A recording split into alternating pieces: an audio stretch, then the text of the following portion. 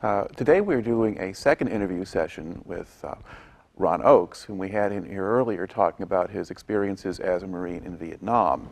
It turns out Mr. Oakes had a second military career, and so what we're going to do is actually pick up his story from the time when he got back from Vietnam and then get him into the National Guard and eventually over to Iraq. So Ron, let's going to go back. When did you get back from Vietnam? Got back from Vietnam in April of 1969. All right. And then having gotten back, what did you do? Did you go to school or go to work? Or? I went back to Grand Rapids Junior College at that time.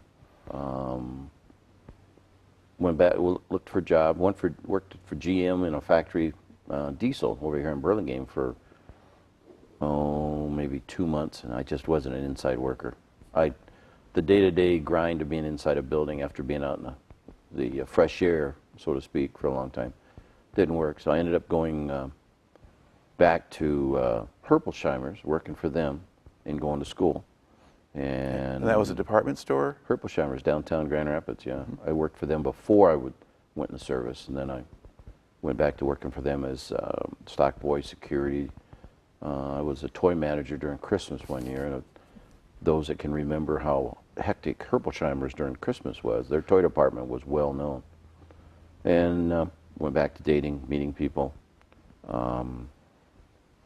My wife had been a blind date the day before I shipped out, and that would have been October, like the 19th, the October 19th of 67, I met her as a blind date. And I looked her up when I came back because we had corresponded while I was gone. And 18 months later, we got married. And that was 40-some odd years ago. Pushing 41. See, I can count. Okay, good. August 22nd. Because when she watches this one, she's going to make sure that you get that one right. I remembered August 22nd, 1970. All right. Now, did you find a regular line of work at a certain point? Eventually, I used my GI Bill and went back to, after JC, I went to United Electronics Institute, which is now ITT, and I went there for 99 weeks to get a degree in electronics. Was hired by Montgomery Ward, and my first job was down in Chicago on the south side. I worked down there for, probably better part of 5 years, and then I got transferred up to Grand Ledge, Michigan. I worked there for another 3 or 4 years, and then got transferred as basically what it was as a store manager position in Davenport, Iowa. And then they had some downsizing. In '85, I lost my job there. We moved back up here to Grand Rapids. I tried several different jobs and just kept looking around. Eventually, I got into computers, working for my brother, and worked with him for 5 years. And then there was an opening for Grand Rapids Public Schools. I went to work for them, computer repair. Stayed with them from 1991 through just 2008. I retired from them. Okay. Now, along the way, you joined the National Guard? 1985, we come back to, because we were moving around a lot. We were, for those first 13 years of marriage, I think we moved 10 times between apartments and mobile homes and whatnot.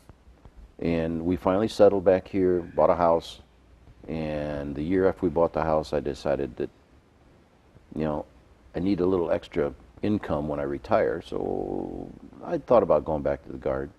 So in December the 15th of 1985, I joined the Michigan National Guard in Grand Rapids with part of the 46th Infantry Brigade headquarters as a vehicle driver for the brigade commander.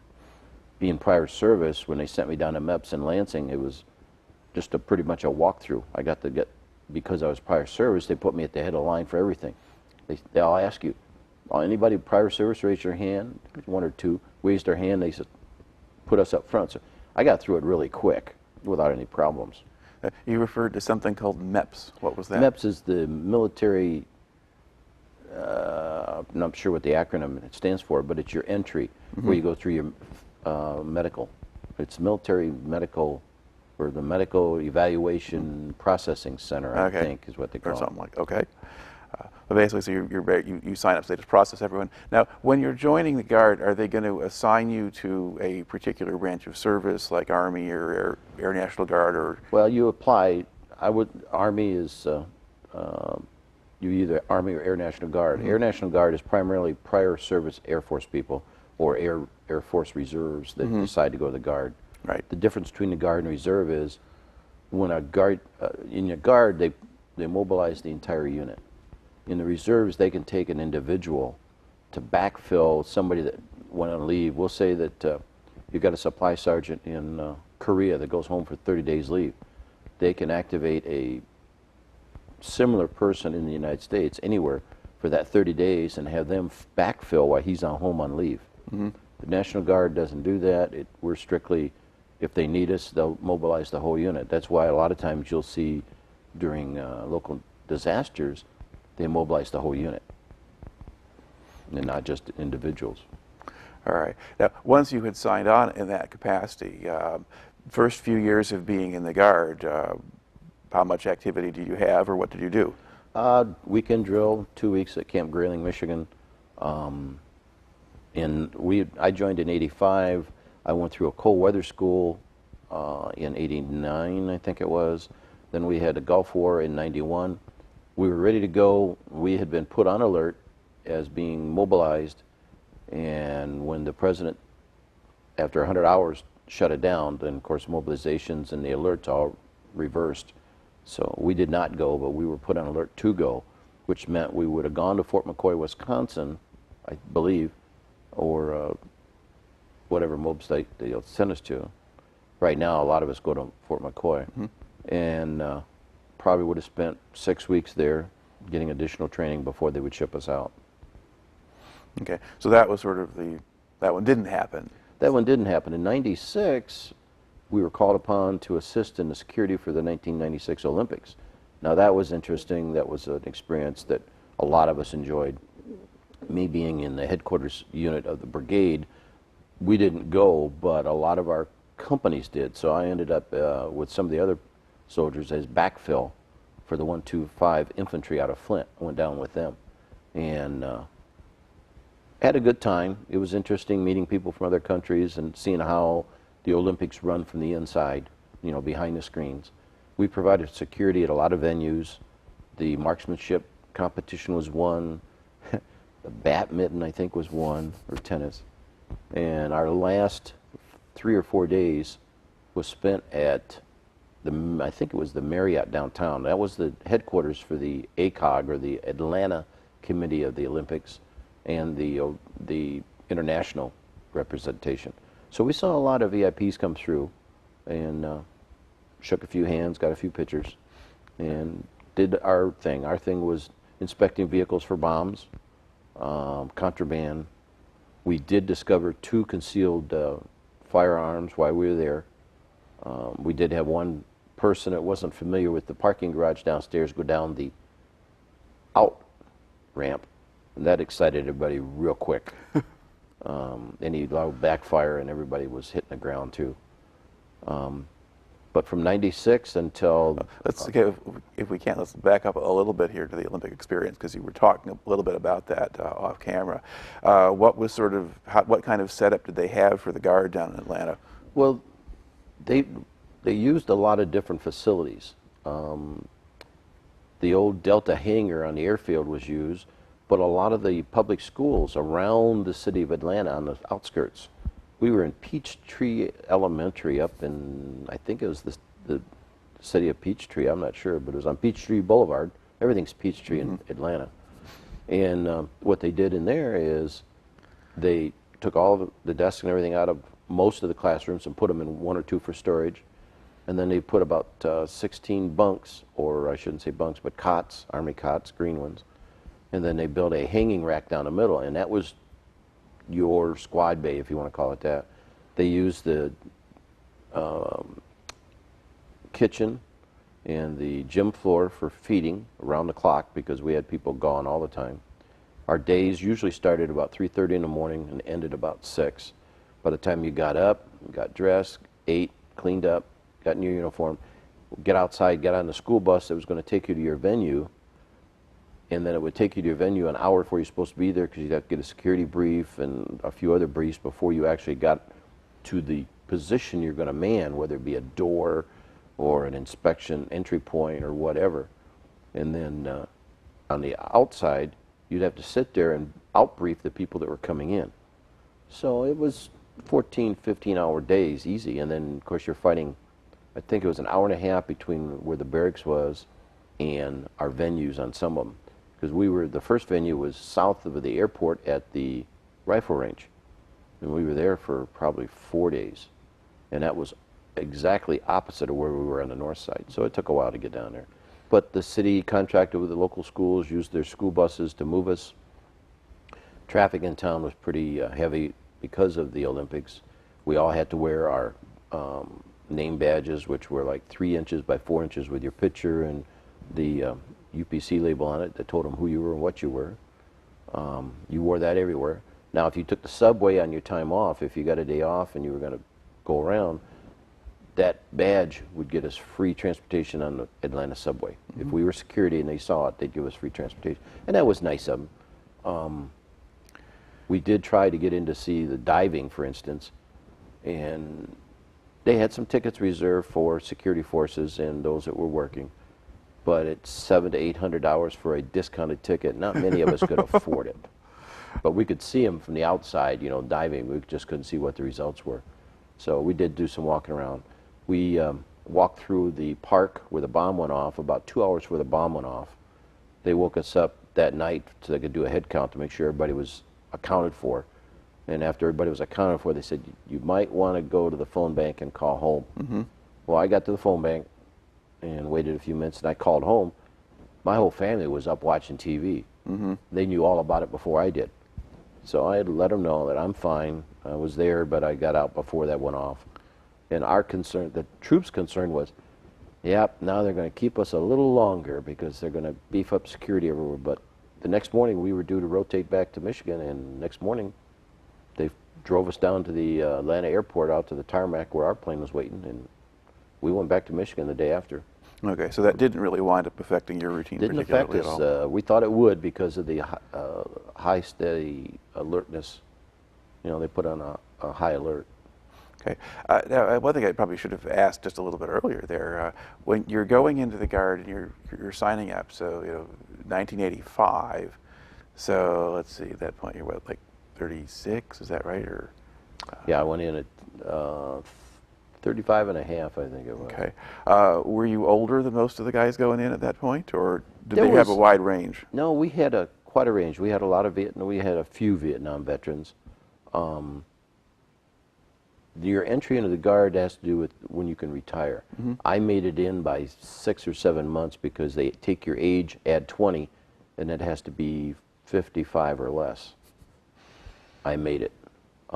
Even though mandatory retirement from the military, in the Guard anyway, is 60.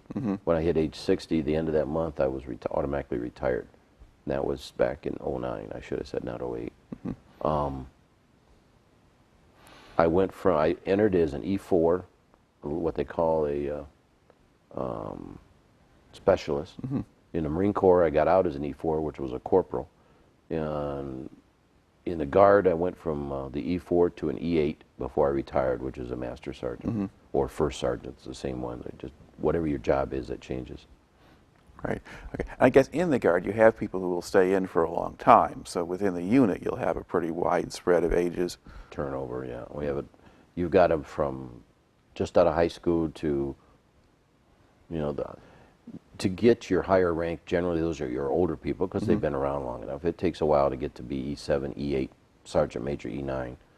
Those are your older, and a lot of those were your veterans because at that point in time, Vietnam had only been over about 20 years, so there was a lot of Vietnam vets. But there's a lot of people in the Guard that were not in combat, were not in Vietnam, or there's even people now that are in the Guard that have never been deployed, not to their own fault. It's just the type of job they've got.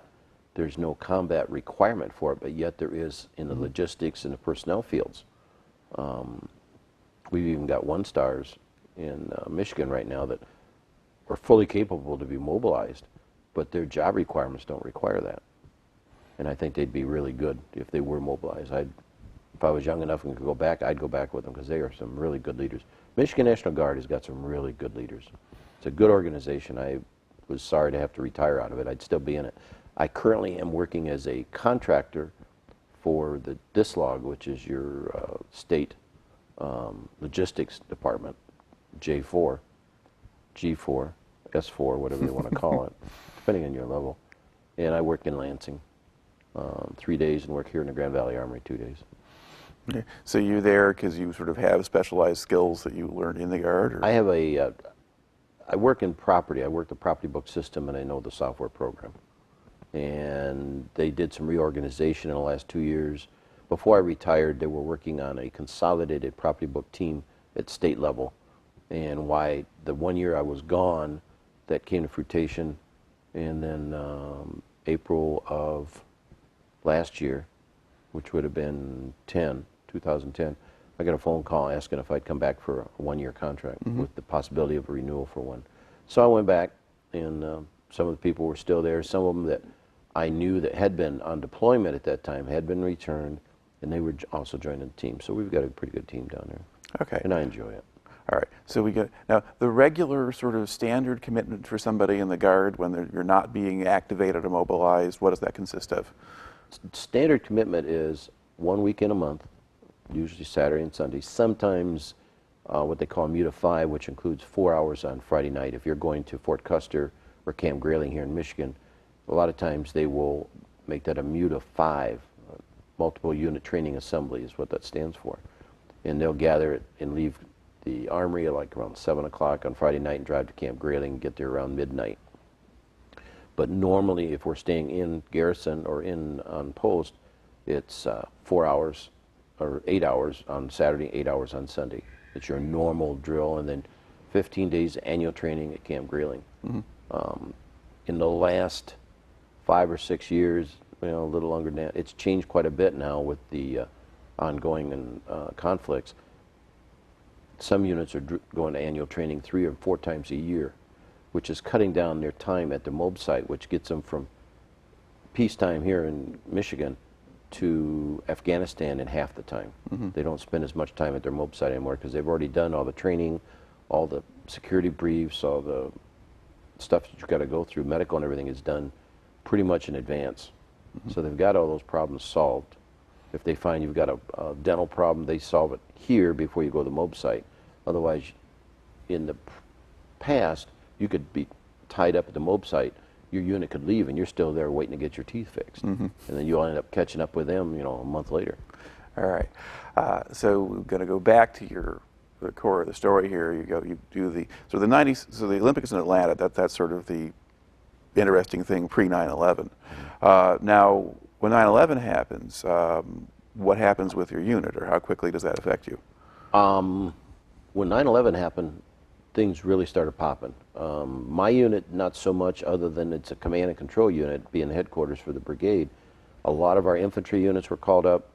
Some of our support units, we had engineer units, we had transportation units, maintenance units, and at that time we had armor and a couple of infantry battalions. A lot of them got called up, and a lot of them left. A lot of them were over there. They went to training. Different MOB sites were popping up all over the country. Things were really moving. Every day, you were waiting for that phone call to say, "Okay, the message has come down. Here it is. Stand by for the mobilization order to come." You get what they call an alert order, then you get a frag order, then you get the order. So they're advising you at least 24 hours ahead of time. Be ready. Your orders are coming down. All right. Now, you were mentioning a variety of different types of units, and some combat and some support, and those were all part of the brigade. They were all part of the brigade. Okay. The brigade is self-sufficient. Right. And then basically you're sending various pieces of the brigade over as they're demanded, so the brigade doesn't move as a whole. No. In a Guard, you can have different components. Companies get called up. The transportation companies got called up first. Just a matter of days, and they had their stuff packed on their trucks, and they were moving out via convoy routes to different training sites. Some of them went to McCoy, some of them went to I think it's in Mississippi, Camp Shelby. There was a lot of units went to Camp Shelby. So they went all over. But the support units went first because they needed transportation and maintenance before the combat troops arrived. So they had to get those in place. So there was a chronological order of mobilization. Us, the last 2 units we had here in our headquarters were the last ones to be needed because they had the active duty component, which is equal to us. They were there. We were just supplementing them.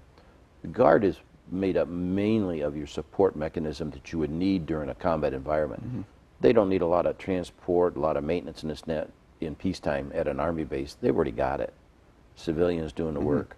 In combat, you need all the combat element. And then the Guard and Reserve supplies a lot of that water purification, laundry units, transportation, maintenance. In the air, you got your radar units, field radar. You even got a unit that will take a bombed out airfield and turn it into a functional one. Mm-hmm. It'll come with landing lights. It'll come with a control tower mounted on a truck that elevates up. You got units like that that can do things. Okay. Now, you were with the headquarters unit back here. Now, you're communicating with the different units that you send out, or are they no longer your responsibility once they're gone? Once they get called up, and there's a point in time where the cord is cut. We no longer can do anything with them. We can't, property book wise, you can't see them. You can still communicate with them, but they now belong to the U.S. Army. Mm-hmm. The U.S. Army gives them command and control instructions. We don't. The cord's cut. Right. Until they're released from their mobile orders and released from active duty back to us, they're under command and control of whatever unit they're assigned to. Okay. Now, as you were sending these units over, how long were they going for? At the beginning, about 13 months is what we understand the first was. And then with the understanding that it could be jumped up to 18 months, just depending on the command requirements. And if it was a long, drawn-out war like World War II, it'd be open-ended. My orders when I went to Iraq in '05 said I was activated for up to 765 days, I think, or something like that. Oh, so that's getting past 2 years at that point. Yeah. They could have kept me that long per my orders, but normal mobilization, and we all had the same time frame on our orders, was we were about 12 months out. Mm-hmm. Now, when you leave, you're supposed to be back within 11 months, I believe, because of all the trainings done ahead of time. They can get you in the combat zone much quicker. Mm-hmm. And of course, we've been in Afghanistan for 10 years and in Iraq for 8 now at this point. Were the units out of your brigade kind of going back and forth? They get sent, brought back, sent again? Since a few years ago, the 46th Infantry Brigade flag was folded. Those units were moved to other MACOMs within the state, MACOM being a major command. Those Michigan National Guard units throughout the states are rotating in and out. You go, you come home for maybe 2-3 years, at the most 2 years, and then you go back out again. All those units, every unit in the state of Michigan just about has served time in Iraq, at least once, some of them as many as 3 times. Right. They're all now that are on call now are going to Afghanistan. We've got units in Afghanistan now. We got units in the pipeline coming and going all the time. And all states do.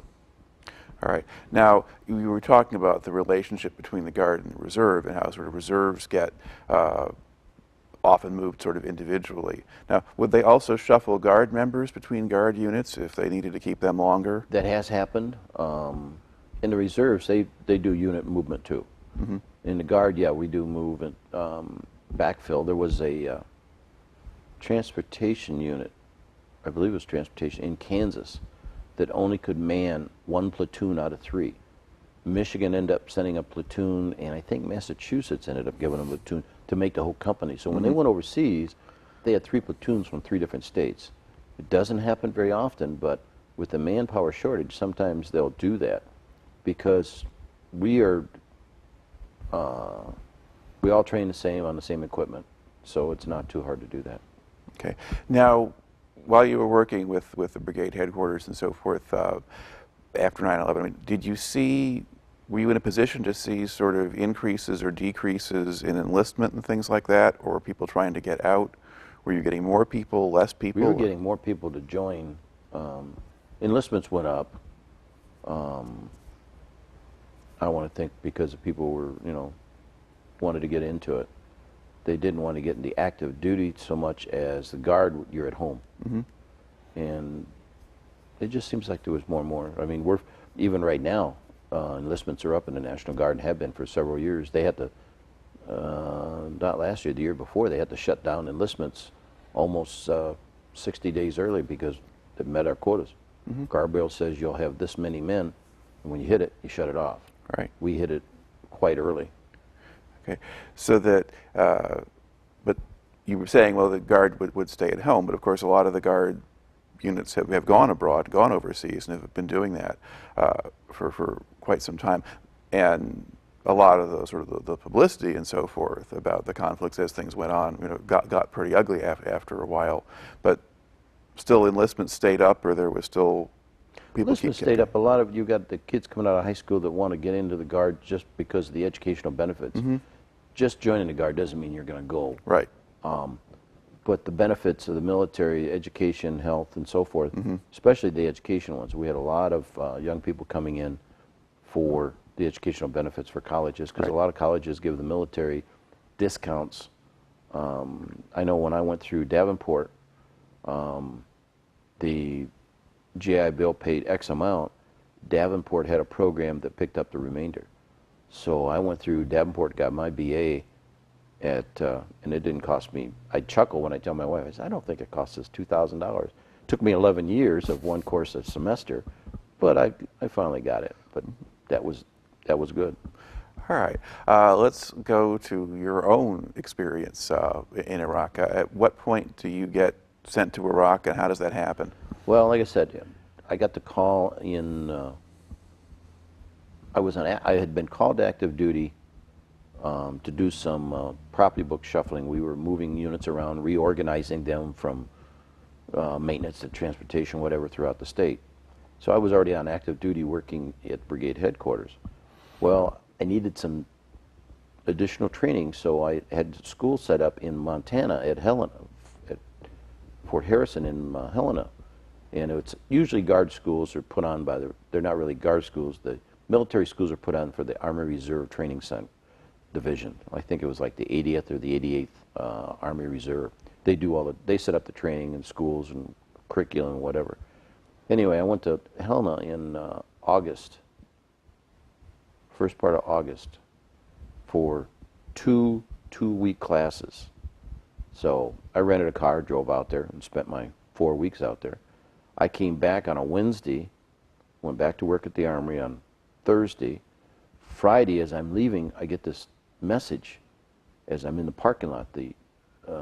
One of the soldiers runs out and says, Sergeant Oaks, you got mobilized. And I kind of looked at him and chuckled. I said, yeah, okay.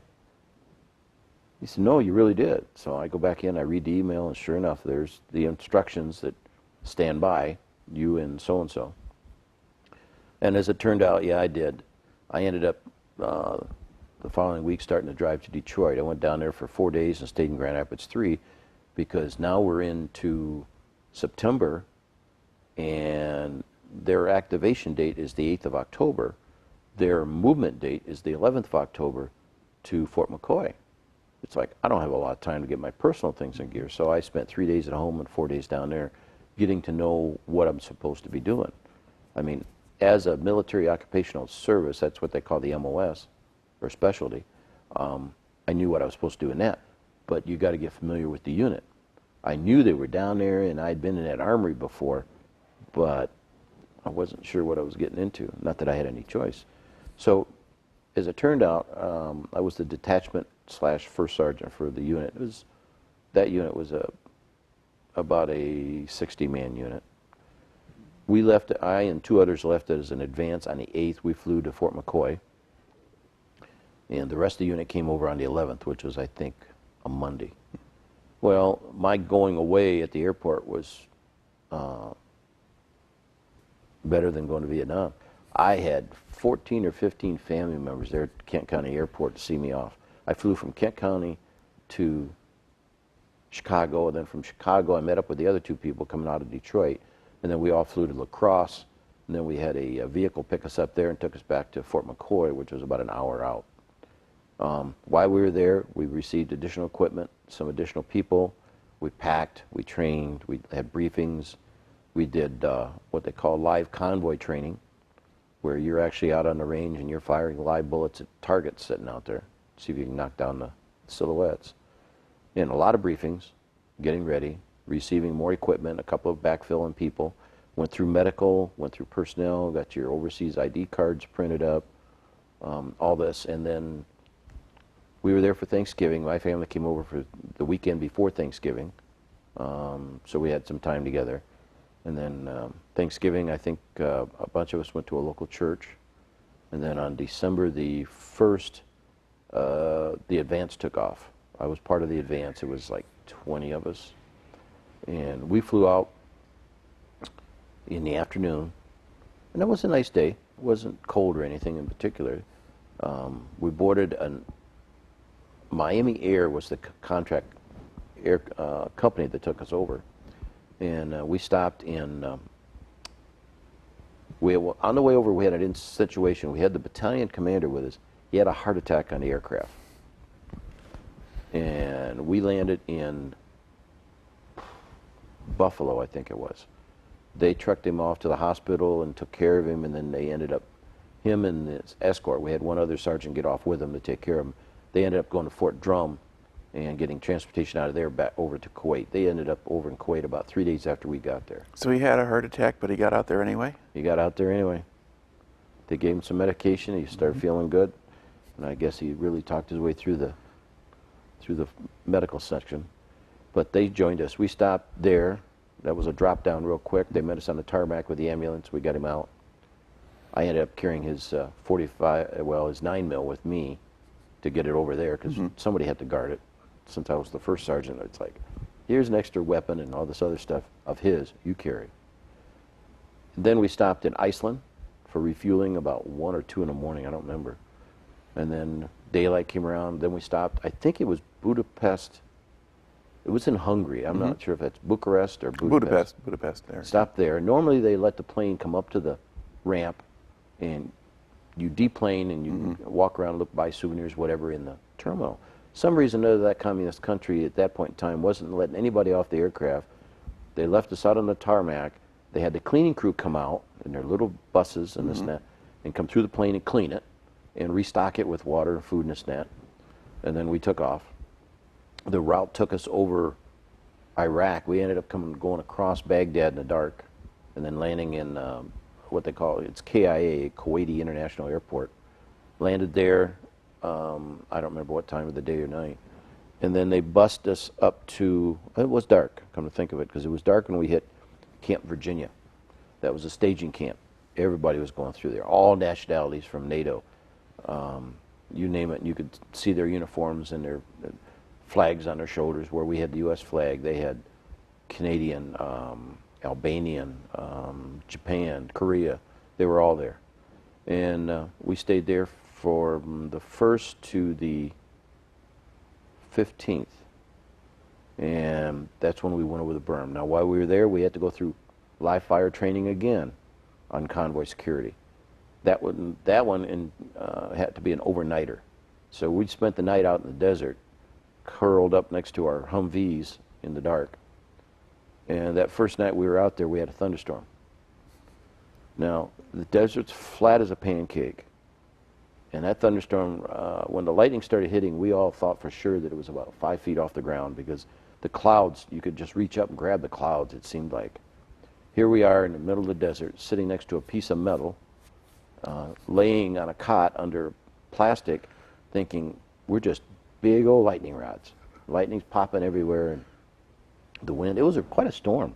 Before the storm, just in the twilight, there was a situation. We watched these little lights in the sky. At first, we thought they were long-distance aircraft flying. But then when the lights were just darting around and flying around, you can't really, the depth perception of the dark, we couldn't tell. But they're little white and green and red lights. Well, in years later, I finally figured out what they were. They were observation drones, remote controlled. But they only had a wingspan of maybe 3 feet. and they could just turn and bank. And it seems like there was two of them, because one being over here and one over there. And that's what they used for security along the, because we were only about a mile from the Iraqi border.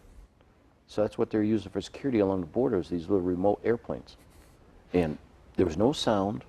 They come right across over the top of us and looked at us and didn't hear a thing. They must have had a real small motor on them. But for a couple hours, you just watched them. We just sat there because they had nothing else to do while we were waiting for it to get, get fed and whatnot. And these just, they were amazing. It just got everybody's attention for quite a while. And then we got through the training, and then on the 15th went over the berm into Iraq. Excuse me. Now, as you're going over there and you're getting out to Iraq, did you wonder, or did anyone wonder if maybe you were too old to be doing this? I mean, were there a lot of men in their 50s going? Or? There was 4 of us. We called the Crusty 4 because we were the oldest ones. Most everybody else were much younger than us. 3 of the 4 had been Vietnam veterans. The sergeant major, myself, and one other sergeant, all E7s, except for the sergeant major. He was an E9. We all took it in stride. We were doing all right. We kind of, when we finally got to our base and got settled in, it was just like day-to-day routine. You know, you get up in the morning, you go to chow, and you come back and you work.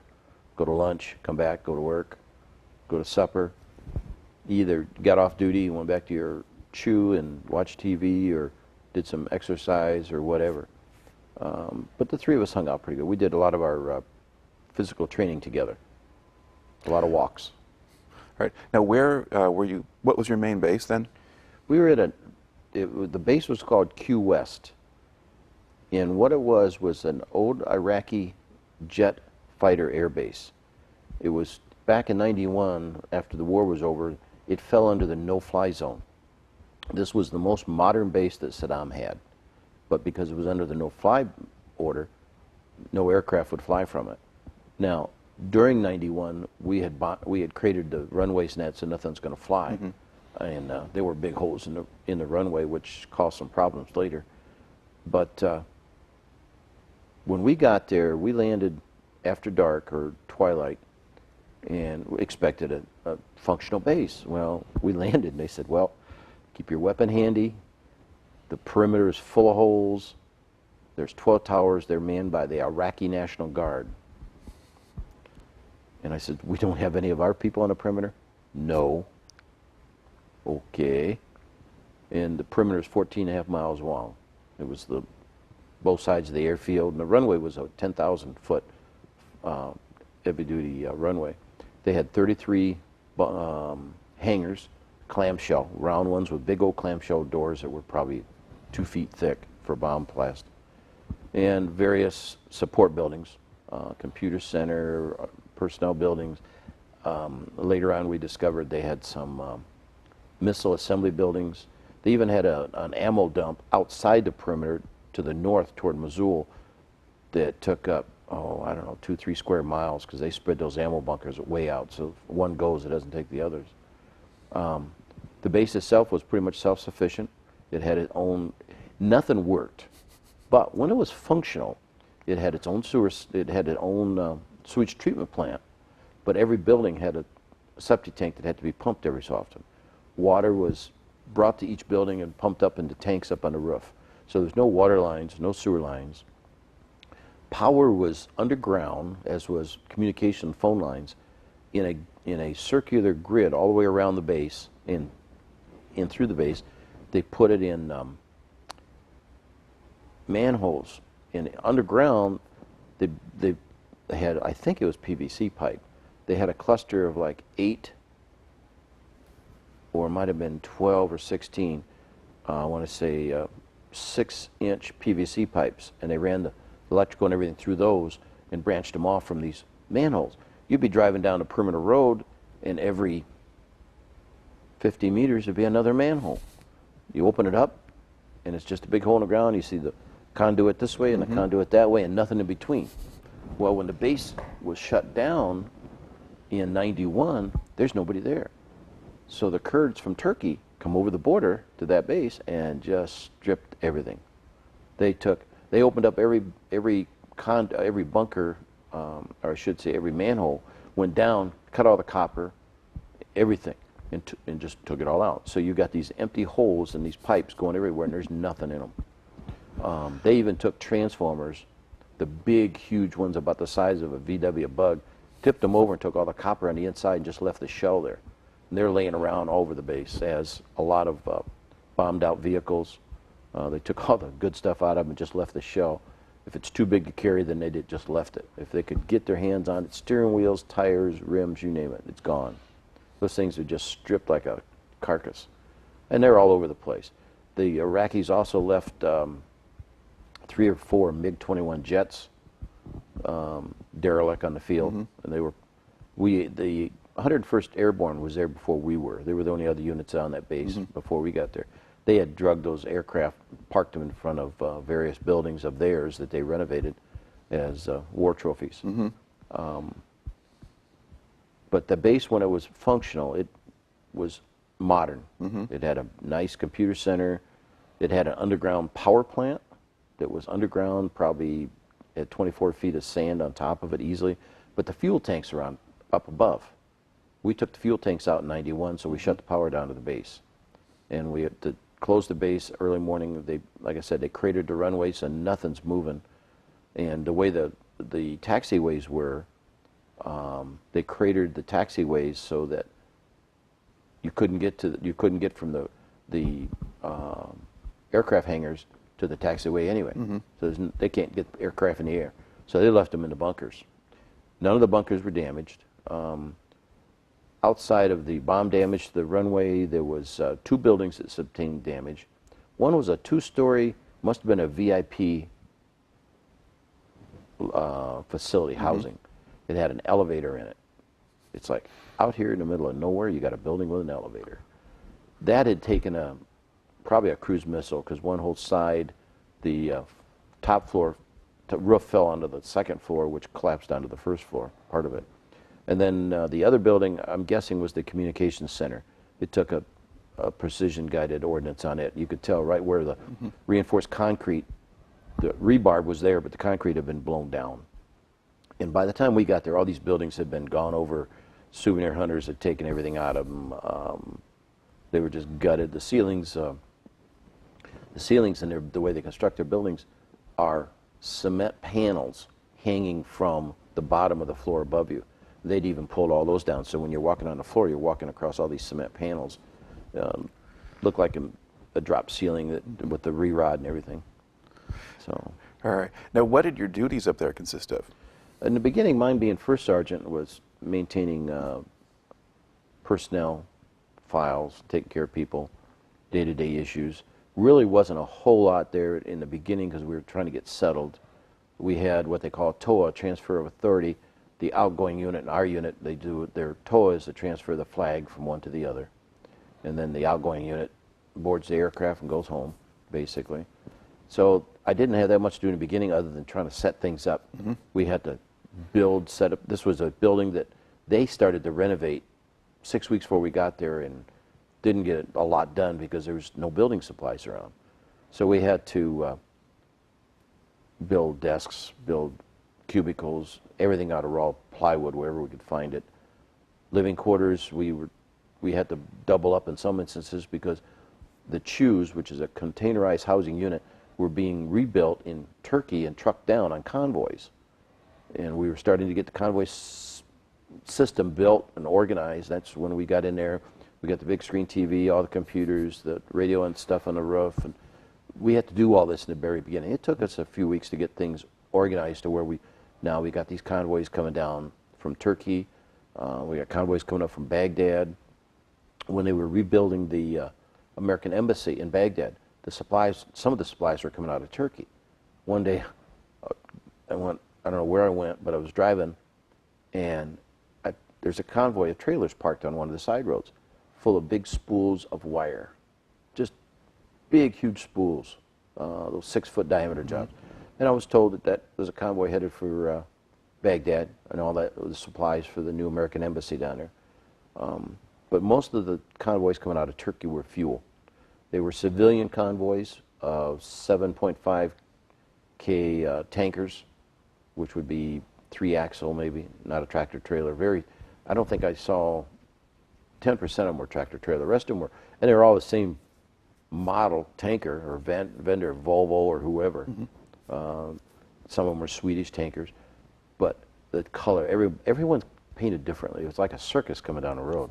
We called those the white convoys because they were civilian, guarded by NATO alliance security, and we had convoys coming down all hours of the day and night on an irregular basis.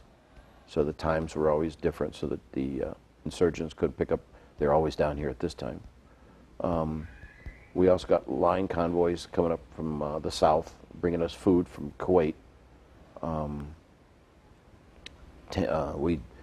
Once the fuel got to us from Turkey, we had a fuel farm. I think it was like 4 million gallon fuel farm, which consisted of these big fuel bladders in the ground, surrounded by sand. And the tankers would come up, they'd pump their fuel through filters, because the people in Turkey had a tendency to fill their tankers up with water and fuel, figuring that, I got 7,500 kiloliters of fuel. It's not all fuel, some of it's water, because they would stop off. Black market was big then on fuel, because there was the civilian population of Iraq was hurting for fuel. They're one of the biggest fuel, they got all these wells, but they don't have any gasoline because the refineries are out of service. They've been knocked out. So they had NATO people over there rebuilding those so they could start getting fuel. But anyway, big black market in gasoline and diesel, primarily diesel, because everything ran on diesel pretty much. And so we had to watch these convoys and these people real close. They had hidden compartments in their trucks. They were trying to smuggle in weapons, trying to smuggle in booze, drugs. They'd take their tanker and then they'd weld in a little compartment inside the tanker. So what you would think would be a nice big round tank but it's got some compartments in it. Well, we had side scanning infrared, which would pick those up. So as the tankers come in, they'd go by this X-ray, if you want to call it, and we could just see everything that's inside of it. So this one goes that way, you go over there. And that's what they did when the convoys would come in. They'd go through security, they'd look for bombs underneath them. They checked the ID of the people in them. If a person was caught bringing in contraband, they kicked them out. It's like, get in your truck and drive out the gate. And that would scare them enough, because they knew if they got outside that gate, they're Turks from Turkey. Those Iraqis did not like them one bit. So it's almost like a death sentence of telling them, get out the gate. You're not under our protection anymore. You broke the rules. It didn't happen very often. Once or twice was enough to convince the rest of them, don't get caught. Didn't stop them from doing it. Later on, we were getting more and more booze coming in. You're getting cases of Jack Daniels smuggled in. They were confiscated because Iraq is a dry country. The liquid that we had in the mess hall to eat was generally pop, Gatorade, stuff like that, and non-alcoholic beer. Those that drank beer drank the non-alcoholic beer. And they usually asked you, what's your ration? Do you drink it? No. Can I have yours? So normally a person would drink one beer, he might drink 10 of them to get the same buzz as one bottle of beer. I don't know, the stuff just, it was there. We had plenty of food. Food was good.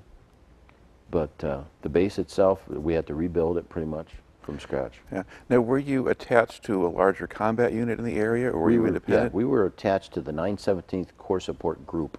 Okay. So the group was attached to division, and that's attached to the theater. And the theater command was down in Kuwait. Right. The actual command was in Miami, I think. Yeah, the Southern Command or whatever is actually in so you charge had of that. the command, you had the division, or you had the command, you had theater, you had division, you had group, you had the battalion or regiment, us, and then you had the companies.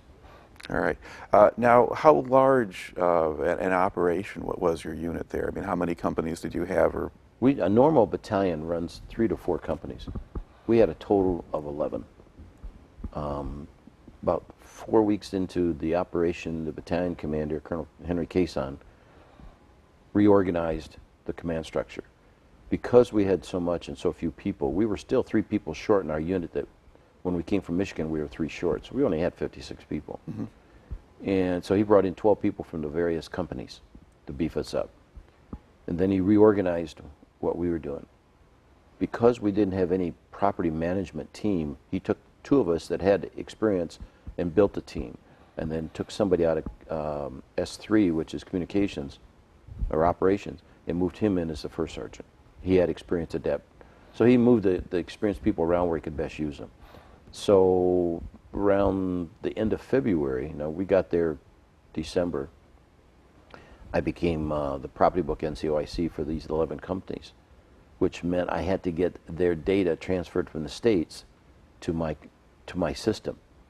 The system was an internet system based out of Birmingham, Alabama, I think. So under my code, I had to get everybody turned in. Well, not everybody was using the same software program. So as they converted, and the military was in the process of converting, as they converted, I got them transferred under my flag, if you want to call it that. We got them all but one. That was the ammo dump. They were a detachment, and their company and their units were not going to convert until after we had already deployed back home. So they just did paper. I didn't bother with them. They had to do their own thing. But somewhere along the line, their company did convert, and I never had their paperwork. So when we were getting ready to go home, they come to us for help, because serialization and the accountability for sensitive items was high priority. You didn't lose things. You kept track of everything that was sensitive. And some of their serial numbers didn't match. It's like, where's this serial number? It's on your book. I couldn't help them. I didn't have their paperwork. Right. But that was what my duties were. And as I said, as it progressed, we kept making things better, rebuilding. Because the whole base was in disarray there to a certain extent, at least us coming in. The Air had a repair facility there already up and going. They had some portable tents there. They were using some of the bunkers. All the helicopters that were stationed up in Mosul, their rear area, maintenance-wise, was pretty much our base, because we were about 55 kilometers south of Mosul. Okay. Now, over the course of the time you were there, did you have, I mean, you mentioned when you got there and it was just Iraqi National Guard providing security. I mean, did that stay that way, or were there security issues or problems on the base? As time went on, more and more units got on the base. When we got there, we were told there's about 800 people on this base. And that's just, like one ant in the middle of an anthill. And when we left, they were feeding 5,000 at a meal. So we went from 800 to 5,000 permanently stationed people there, ballpark figure, in that time frame. The security around the perimeter changed. The Iraqi National Guard, at a certain point in time, became the Iraqi Army. They manned the post during the day, and then we had our people at some of the posts at night. Two of the posts that we guarded at night, what they have to run the base, they call it the mayor cell.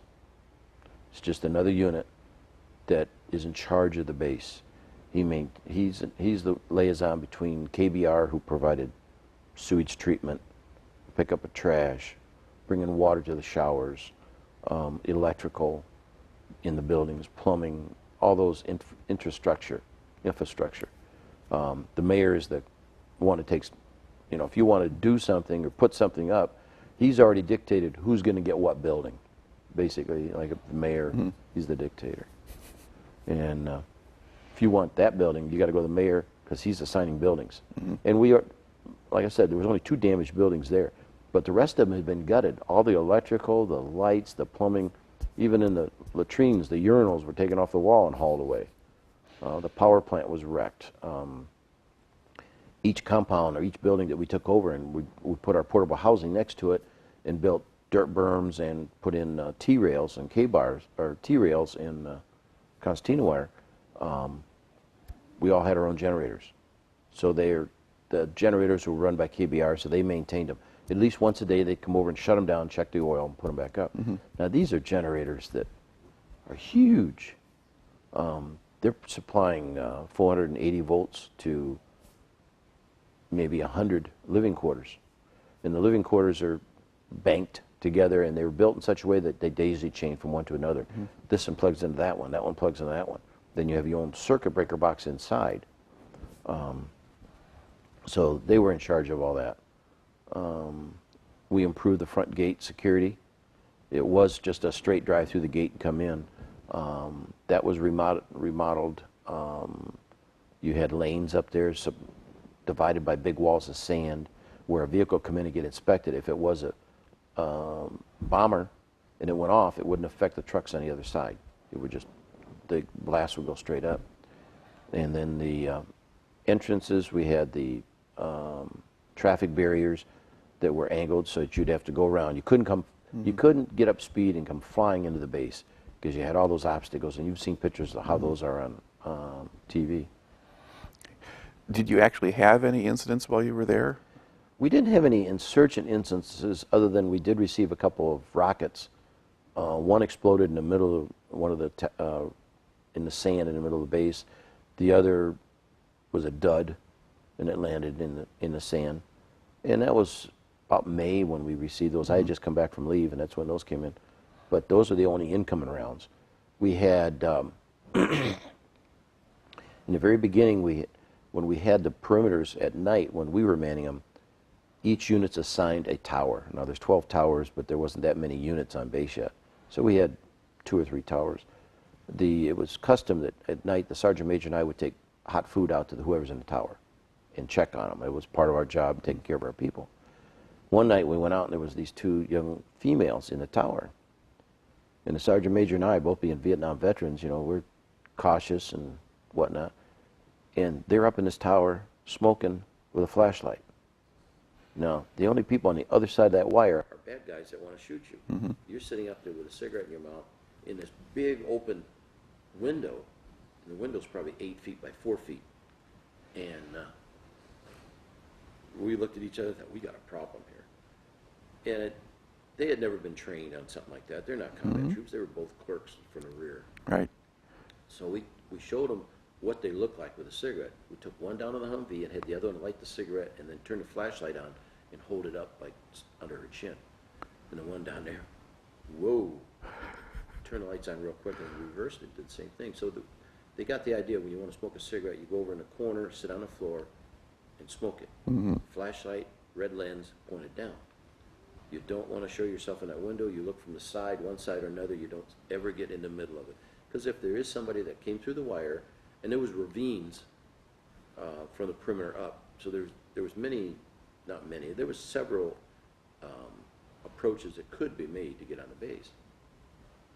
So we showed them that, and that night we were on our way back to our compound, and we hadn't driven a block. And all of a sudden the radio just rang out, shots fired, you know, in such a location. We look at each other and says, that's just the other side of this bunker. What they'd done is a guy was at the fuel dump, the earlier fuel dump that we had before we built the new one, and it was a gravity feed. So the tanks are up there on racks, and you just hose, fill. Well, a Humvee was filling up, and this was after dark, and an insurgent took a shot at him, shot through the windshield of the Humvee. It wasn't armored, got him in the arm. There might be a problem with your sound. Which one? Yours. Okay. Get a technician. Yeah. You were going, it cut out when you were approaching the 2 girls at the tower smoking. Okay. All right. Okay, so we'll pause until you can rustle somebody up. Yeah, they're trying to find Adam. I'm not sure. Okay. Yeah. Yeah, I'll get to the other instances. Was a C-130 that crashed. And this gunshot, C-130, and then LRADs up in the towers. We're taking a commercial break. We are. I remember this from the other one, you know, no matter what we do and sit and take, it's recording. It's like, okay. Yeah, I mean, it's... Time to go out and get your cookies, popcorn, get some hot dogs while you're out there. It's probably all they got to do is change out the batteries in your microphone. Could be. Testing, 1, 2, 3, 4, 5, and 1. And they're out there in the station, walking around, thinking, am I talking? Can you hear me? Here she comes. He comes. They come.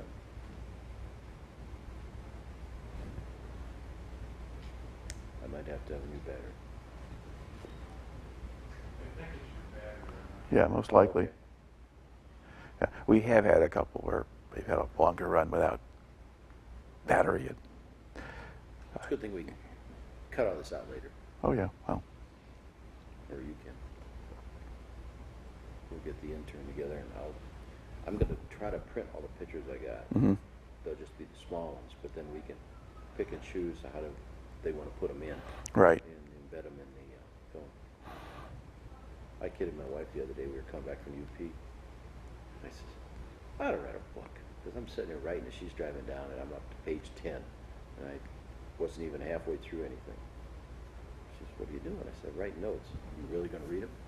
Probably not. But it's just refreshing. Just Well, yeah. write it, I remember it. Yeah. You know, it's a good study tactic. You know. Well, I did do that for the Vietnam part, but funny, I remembered that more than I did the other. That book, Youngblood, I told you about. I've read that thing 4 times. I'm reading it the 5th time. Because I'm starting to realize, he missed this, he missed that. 'Cause here's the pictures. was this done by somebody who'd been in the unit, or? He was in Delta Company when I was in Bravo Company. He was a lieutenant, a platoon commander. Or no, I take it back. He wasn't either. He was a machine gunner. He was just an E4, E5 machine gunner. Got wounded, got home. And I don't know what got him on the right. He went back to school and got a PhD. I think he's a lawyer now. But he wrote the book. Backing up a little bit here because we had microphone issues, you were talking about checking out one of the towers around the perimeter of the base at night. Yeah, we had, in the beginning, of course, the Iraqi National Guard and then the Iraqi Army had the towers. They actually had a training battalion on the base. So we had Iraqi soldiers on the base, young kids, conscripts. Anyway, the one tower we had 2 young females in it. And when we drove up to it, we could see them smoking and the flashlights on. And they're in a perimeter tower at night, and it's dark in the desert, really dark. And so we get up there, and in all honesty, these are 2 young clerks that probably never again in their life are they going to be in this kind of situation where they're in a guard tower at night. They had no idea. I mean, they had communications. The whole idea was for them to see, to watch. It wasn't to fight anybody, because there's plenty of reacts platoons around that if somebody started shooting at them, the base is going to light up like a Christmas tree. And so we went up, and to show them what they were doing wrong, the Sergeant Major and I, the Sergeant Major being a Vietnam veteran also out of combat, took one down to the Humvee, and I took the other one upstairs, and I had her light her cigarette, take the flashlight, put it under her chin. And the young lady down there, the young soldier down there at the Humvee, got an eye-opening, what a target I am. And then we did the other one. And then we showed him to light a cigarette, you go down low over in the corner with the green filter or the red filter on the light and light your cigarette and smoke. That's fine. When you're up at the window, you don't sit in a chair in the middle of the window, because you're silhouetted. Even in the dark, they can see that change in darkness. You stand out like a sore thumb even in the dark. You sit on either side looking crosswise. You can still see the whole field of fire.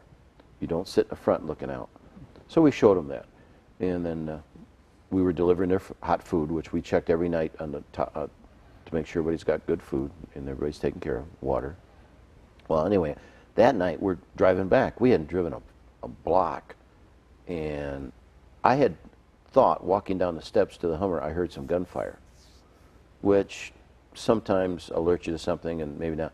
There was a village about 3 to 5 miles to the east of us, because there was a highway over there.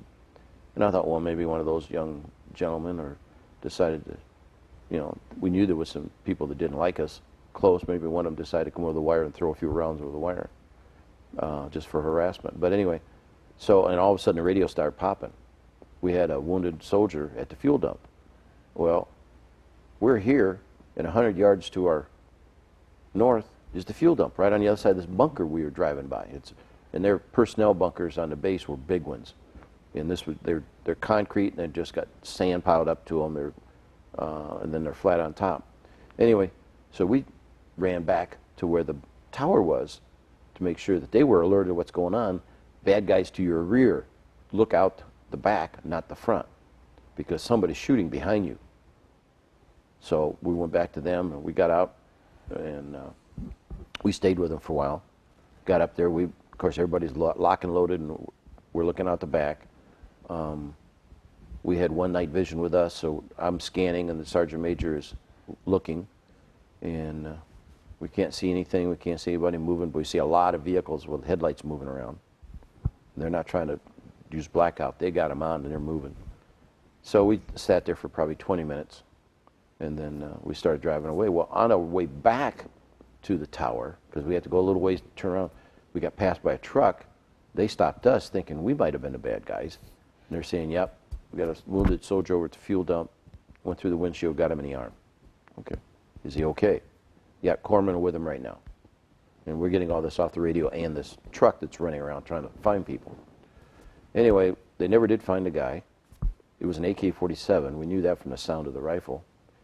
But when it came daylight, we did find on top of one of these bunkers, and we're not, I don't remember if it was the bunker we were next to or not, but an empty C ration container he'd been eating, and 4 or 5 empty AK-47 rounds, casings. So he'd been up there shooting.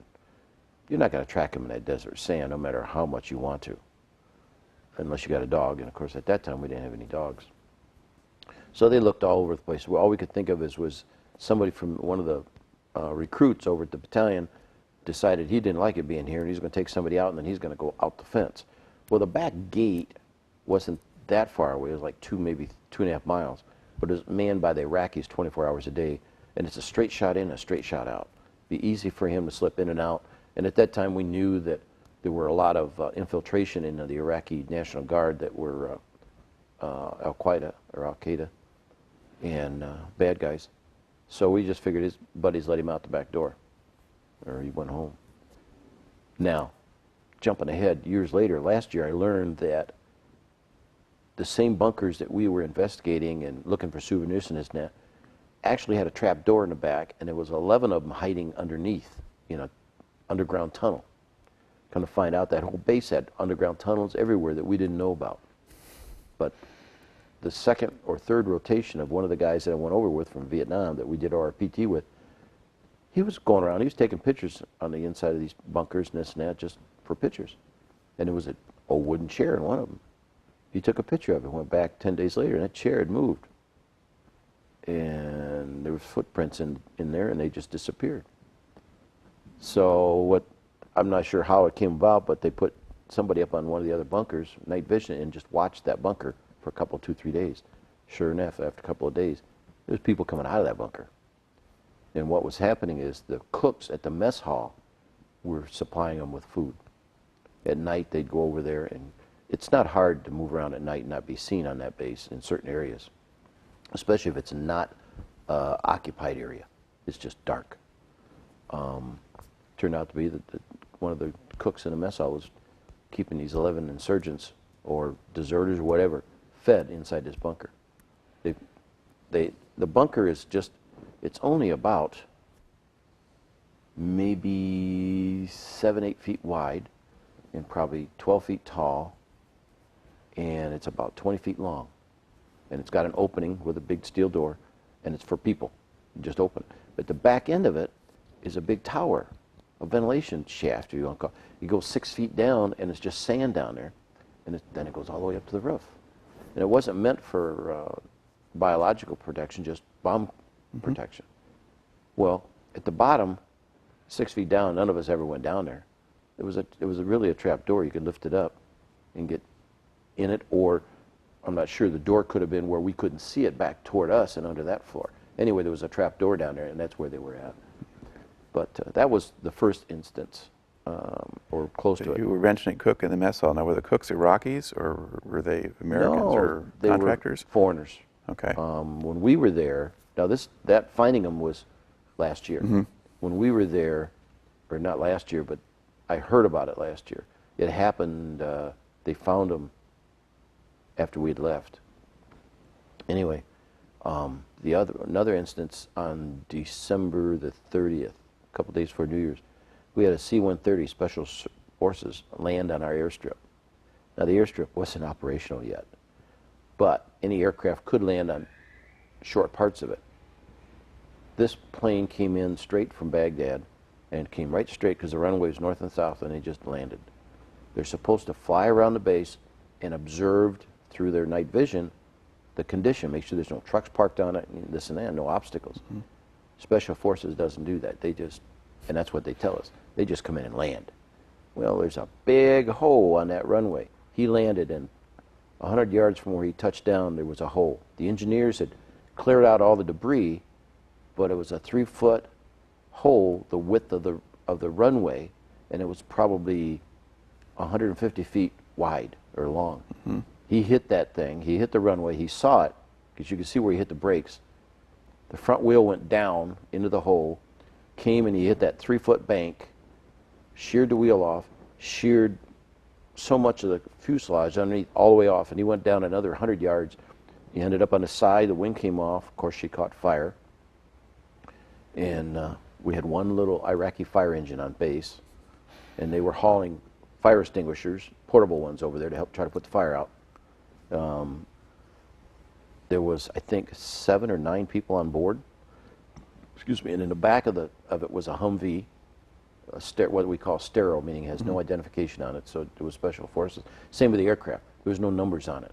The emblem and everything had been subdued where you couldn't tell. So it was black. We knew what it was, but it was totaled. I mean, it was toast. Anyway, out of the people that were on board, there was a chaplain on board. He lost both his legs. I understand he died by the time they got him to the hospital in Baghdad. The others were taken up to Mosul for injuries. We were over there the next day to look at the aircraft. We went out there. Being the first sergeant and the commander, we had access to anything. We'd go anywhere on the base we wanted to. So we go out there to look at it, and there's a fire crew there that came down from Mosul. Well, the crew and their engine that were watching it for flare-ups were from the Michigan National Guard Air Facility in I think they were out of Grayling. One of our trucks from Michigan was up there, so we had quite a conversation for a while. When they saw our patches, it's like, where are you guys from? But they'd come down. It was their turn to watch the aircraft and that to make sure there's no more flare-ups or anything. And they assessed the damage and whatnot. It was totaled. We walked through it and around it like everybody else was at the time. And we went back. It sat there for a couple of weeks on the runway. Couldn't use the runway anyway because it hadn't been repaired yet. When they finally decided what they're going to do with it, they dug a big hole. Well, they blew it up first because of all the sensitive stuff in the front. So they blew the front end cabin of the aircraft off or up, so it was pieces everywhere. And then they dug a big hole and pushed the whole thing in this big hole and buried it. So in the middle, between a taxiway and a runway, under about 8 feet of sand, is this remnants of a C-130. Now, I had to be one big hole because that's a big aircraft.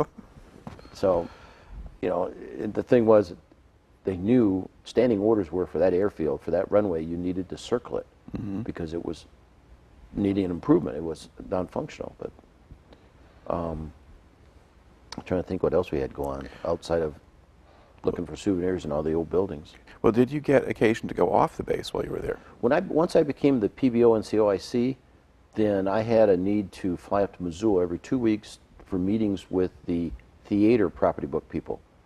My job was to keep track of equipment coming and going. We had a constant flow of trucks going down, unarmored trucks going down to what they call Billy Bob's repair facility in Balad, which was the air base north of Baghdad. It wasn't at the Baghdad International Airport. It was another jet fighter base north, about 20 miles. And there they had set up some up-armoring facilities. Some independent contractors were in there up-armoring our equipment. So we would send trucks down there. They would up-armor them and send them back to me. Well, I had to re-identify those trucks as a different type of truck now that they've been up-armored. So I had to maintain that, and then I had to maintain paperwork with the theater property book people, and they were in Mosul at the airport. FOB Diamondback was basically the Mosul Municipal Airport. We turned that into a military base. You had a few, I don't think there was, outside of the medevac helicopters there, that was about the only thing that was assigned there. There was a hospital there, the military MASH hospital, and I think there was half a dozen helicopters assigned there. They were always coming and going, bringing people in and out.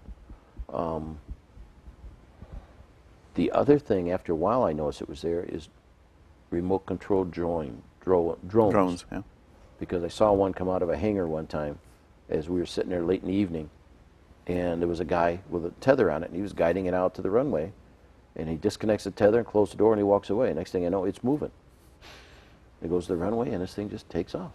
And it's got a small propeller engine on the rear of it, so it didn't make a lot of noise, more like a buzzsaw. And it takes off, and one of the guys says, "Yep, Colorado's got it now. Locals will get it on the runway, and once it gets in the air, it's controlled by sites somewhere within the U.S. I'm Right. guessing Colorado. I don't know for sure." So it went down, and the next thing, oh, here it comes, buzzes across it. I got some pictures of that coming out of the runway and taking off.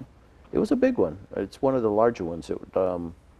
I would guess it's 15, 20 feet long with a 15-foot wingspan. Yeah. It's one Does of the something early like ones. that carry weapons, or is it just for observation? The or- early ones were just observation. Those are now carrying weapons. You hear about a missile attack in the border of Pakistan. Those are the kind of aircraft that are doing it, the bigger drones. Yeah. Did you ever drive from place to place in Iraq, or did you just go by helicopter? Most of my trips were by chopper. I did take a couple of convoys. One of the first convoy we took was to go down, and we took some equipment down to what they call Dermo, which is the junkyard in Balad. So I got to ride down in a convoy there, 3 of us in the truck, one in the turret, co-driver, or what they call the TC, the truck commander on the passenger side, and the driver. 3 of us went down. We got into it. You go down, we assigned ourselves to a convoy to go with them. It was another, I think it was a line haul convoy. They were hauling down vehicles for rebuild, empty Connex containers. A couple of trucks had been damaged and things like that. So we got into that convoy going to Balad. It took us like 6 hours to get down there. And on the way down, we passed a convoy going north of HETS. That's your heavy equipment transport. They're the ones that carry the M1 tanks now. They had some tanks and some other artillery pieces, the multiple rocket launchers on those, and they were headed north somewhere. While we were down there, that was my first trip down there, we turned in all our canvas stuff, tentage. There's no sense keeping tents on a base that you got hard shells. And on top of that, the tents aren't going back to the United States. Anything in canvas, including cots, all stayed in theater. The Iraqi army got a lot of tents and a lot of cots because of the bug infestation of the insects. They didn't want to take a chance to bring anything back. Even our clothes were checked real close when we left theater. So we left all that stuff down there, and we had some inoperative refrigerators and TVs and other stuff that was left behind by our predecessors. We took all that down and turned all that in. This was a big junkyard. Now they had everything from computers piled up out there that were junk to tanks that had been hit by landmines. A lot of Humvees and various pieces and other equipment just mangled. It's like I wouldn't have wanted to been around any of that stuff when it got hit, because they were really toasted. They were gone. But I did go on a couple of convoys, 2 or 3 to Mosul. Instead of flying up, we went up by land because we needed lumber for building. So I'd go up with them anytime you could get off the base, because it got to the point where day-to-day routine. You get up, get to the computer, do the paperwork, and sit there, wait for an email or something, or do maintenance, or send emails back home. Thank goodness for the computer. It wasn't like Vietnam. We had a lot of communications with home. I used the computer on Sundays to call home, call my wife.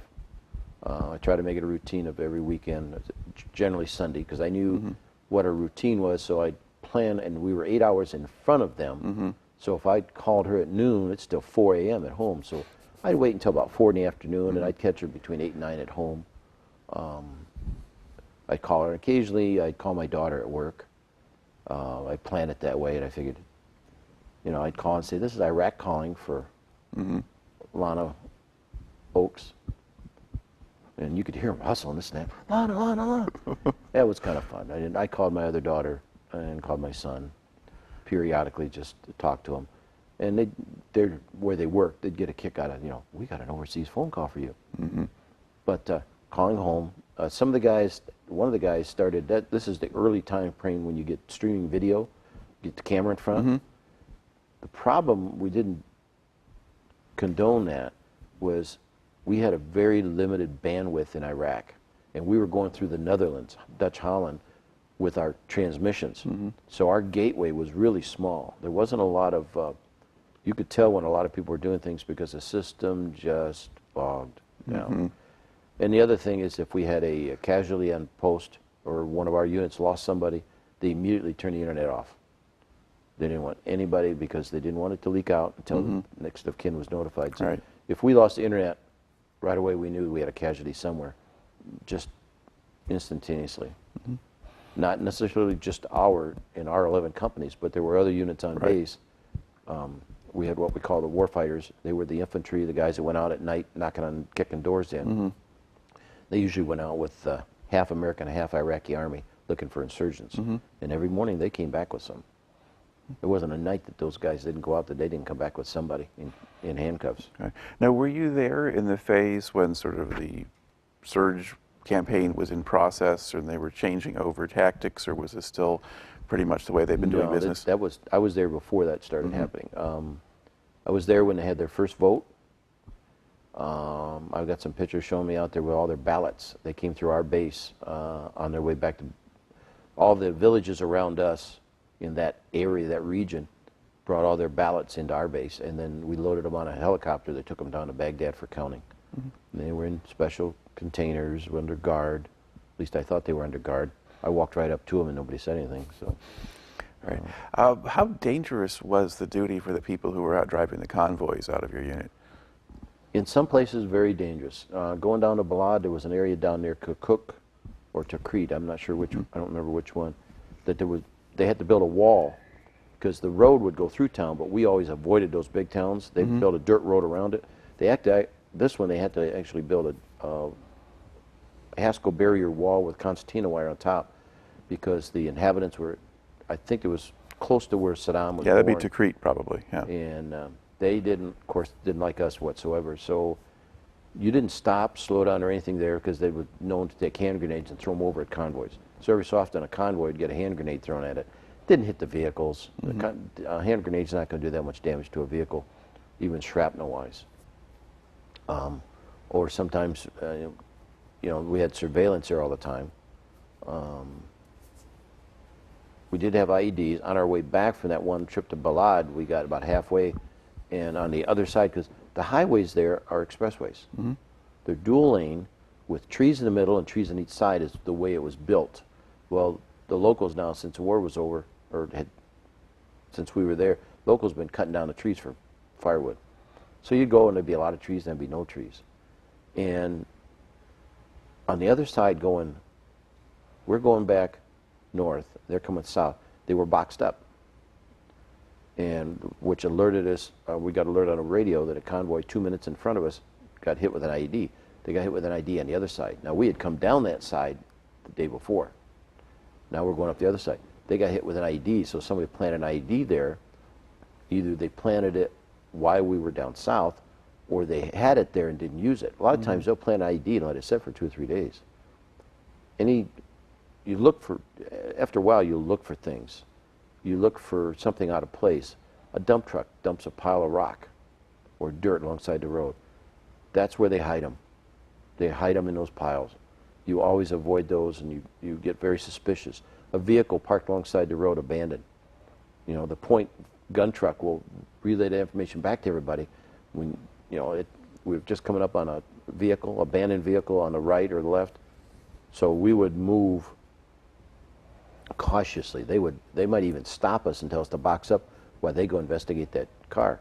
And there may be another car a mile down the road and we do it all over again. So it'd slow things down, but you never know. A lot of times they'll stop the vehicle, put an abandoned vehicle here, knowing that if they're not going to stop, then they'll swing way over here. Well, that's where the IED is, over here, because they know that you're going to go around this way around that vehicle. They know what happens. They watch. They're out there watching us all the time. And they could be watching through binoculars for a mile away. They're watching these MSRs because it's so flat. It's just like a flat table, and you can see for miles. They had a along the convoy route. You could see where the power lines have been blown up. Their infrastructure is not much different than here. They've got power lines going from one generating facility to another. The towers look just like the steel towers we got around here, except for in some places you might find 8 or 9 of them with the tops blown off. And why they blew the tops off and not the blow it off at the ground, I don't know. But you'd be going down and there's the tops blowing off and the wires are on the ground. One thing that stuck in my mind about it is every so often you'd see these big black patches out in the sand. And you'd think it'd be where a vehicle crashed or burnt or something. Well, after a while, some of those patches would get close to the road and you could see what they were. It was oil seeping out of the ground. They got pools of oil alongside the road that had seeped out of the ground and just pooling there. No wonder the region's got so much oil. It's coming out of the ground. They don't have to go very far. Mosul is oil country. We were drilling, on our base, they were drilling water wells. They had to drill 4 or 5 of them before they found water, before they found oil. They kept striking oil on the base, drilling water wells. They finally did drill 3, and we had some water purification, but a lot of our water was coming from the Tigris River up north through a pipeline to the base and then through filtration. The problem with that pipeline, it was old, and every village that it went through was tapping off of it. So by the time it got to us, there was barely anything coming out. So they had to drill some wells. The pipe was so bad at one time it cracked. And in the middle of the desert, you got this water fountain.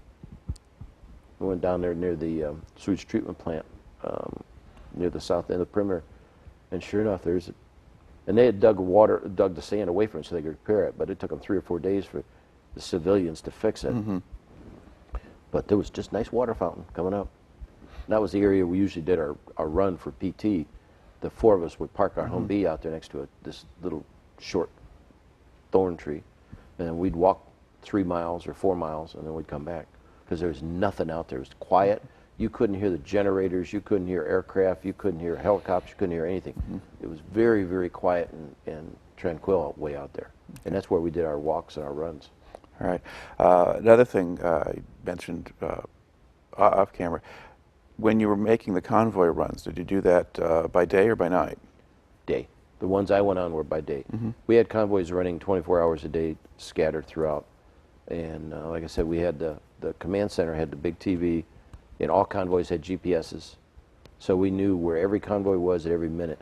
If they got hit, they hit the panic button, and their icon on the screen would become red, meaning they got hit. And of course, the radio's already blaring, and we get the react force out there as fast as we could. We called him the sheriff. The sheriff, there were other smaller bases all along the MSR, and they all had react units. They would send the react unit from the nearest base. It was just like a long supply route with different forts along the route. Right. Most of them small. We even had one south of us up on a hilltop. Nowhere near any military supply, but it was near a strategic location, and the only way to get to it was by helicopter. Yeah. Now, was it safer to go at night, or did they think it was safer because the enemy couldn't see you? Well, at night, yeah, because it threw the insurgents off a little bit, not knowing when we were going to send convoys. But at night, they couldn't see us. We couldn't see them. We had the night vision, which we used. They didn't. During the day, you'd see people walking around. You couldn't do anything about it. If you saw somebody walking around at night, they might be a free fire target. And they knew at night, if they're walking and we see them, somebody's liable to, start shooting. But a lot of it was necessity. We had the fuel that had to move. We had supplies that had to move. Just zillions of tons of supplies that had to be moved. And you just couldn't do it all during the day. And the other thing, too, is you can only put so much traffic on the highways. You don't want it wall-to-wall trucks, because then it's just easy. It's like shooting ducks in a barrel. So you got to run them around the clock. And then you're building up supplies for operations. When they went to Ramadi in '05, and I think that was on the Iranian border, one day there's nothing there. The next morning there's a combat base. All those supplies were built up on our base, all those trucks and everything. We were sending convoys out every 5 minutes, and they weren't going out one behind the other. They'd get into the desert, and they'd get side by side. So you got a convoy that basically goes north and then makes a real sharp turn to the right, and everybody is on line going through the desert. Some of them got stuck. Some of the Freightliner trucks that we had, they were only supposed to be used in hardtowed top roads, but we ran around the clock. Fuel had to move, and we supplied just about everybody north, all the coalition forces north of Baghdad, and then we moved fuel to Balad, which supplied fuel to the units in the Green Zone and in Baghdad. Then they had fuel coming up from Kuwait for the south of Baghdad. Okay. Now, you know, people hear a lot in the news about the IEDs and so forth, improvised explosive devices.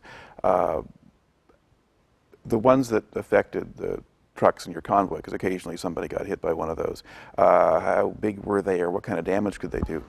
They could do some heavy damage depending on what they hit. The ones that we had primarily put a lot of holes in it, blew up engine compartments and the cabs, depending on where it was. Most of them were ordnance that was left behind by the Iraqi army at that time. The ones now are, from what I understand, a lot of them are fuel oil, fertilizer, those types. In the beginning, it was leftover ordnance. When the Iraqi army disbanded, they had ordnance munitions everywhere.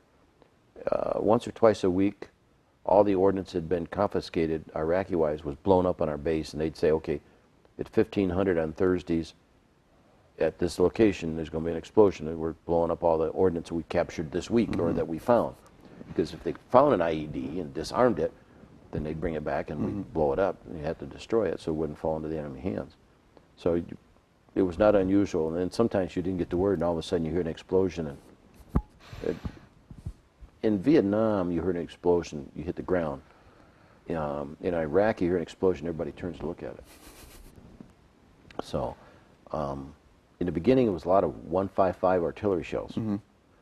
And they had a knack of putting them behind the guardrails on the highway, which would add shrapnel. Well, the first convoy I took, which now you got to remember, this is 05, and we started this thing in 03, so it's been 2 years. There were no guardrails. They had gone through all the highways and cut down all the guardrails. The poles are still there, but there's no metal guardrails there. And even on some of the bridges, the metal was missing. It was kind of different to look at it. You know, you're used to driving down an expressway and seeing guardrails on both sides of the road, because that's the way they built them when Saddam was there. Now you got to remove them because they plant bombs on the other side, and that shrapnel will just blow it. And it happened. That's where a lot of them were. When we were there, most of the IEDs were ordnance. There were holes in the road just outside our post where somebody had snuck up and put an IED in.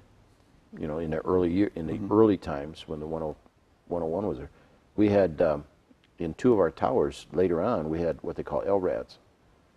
These were big screens about this big that were I think they were basically night vision, but they were high quality, and they're usually mounted on tanks.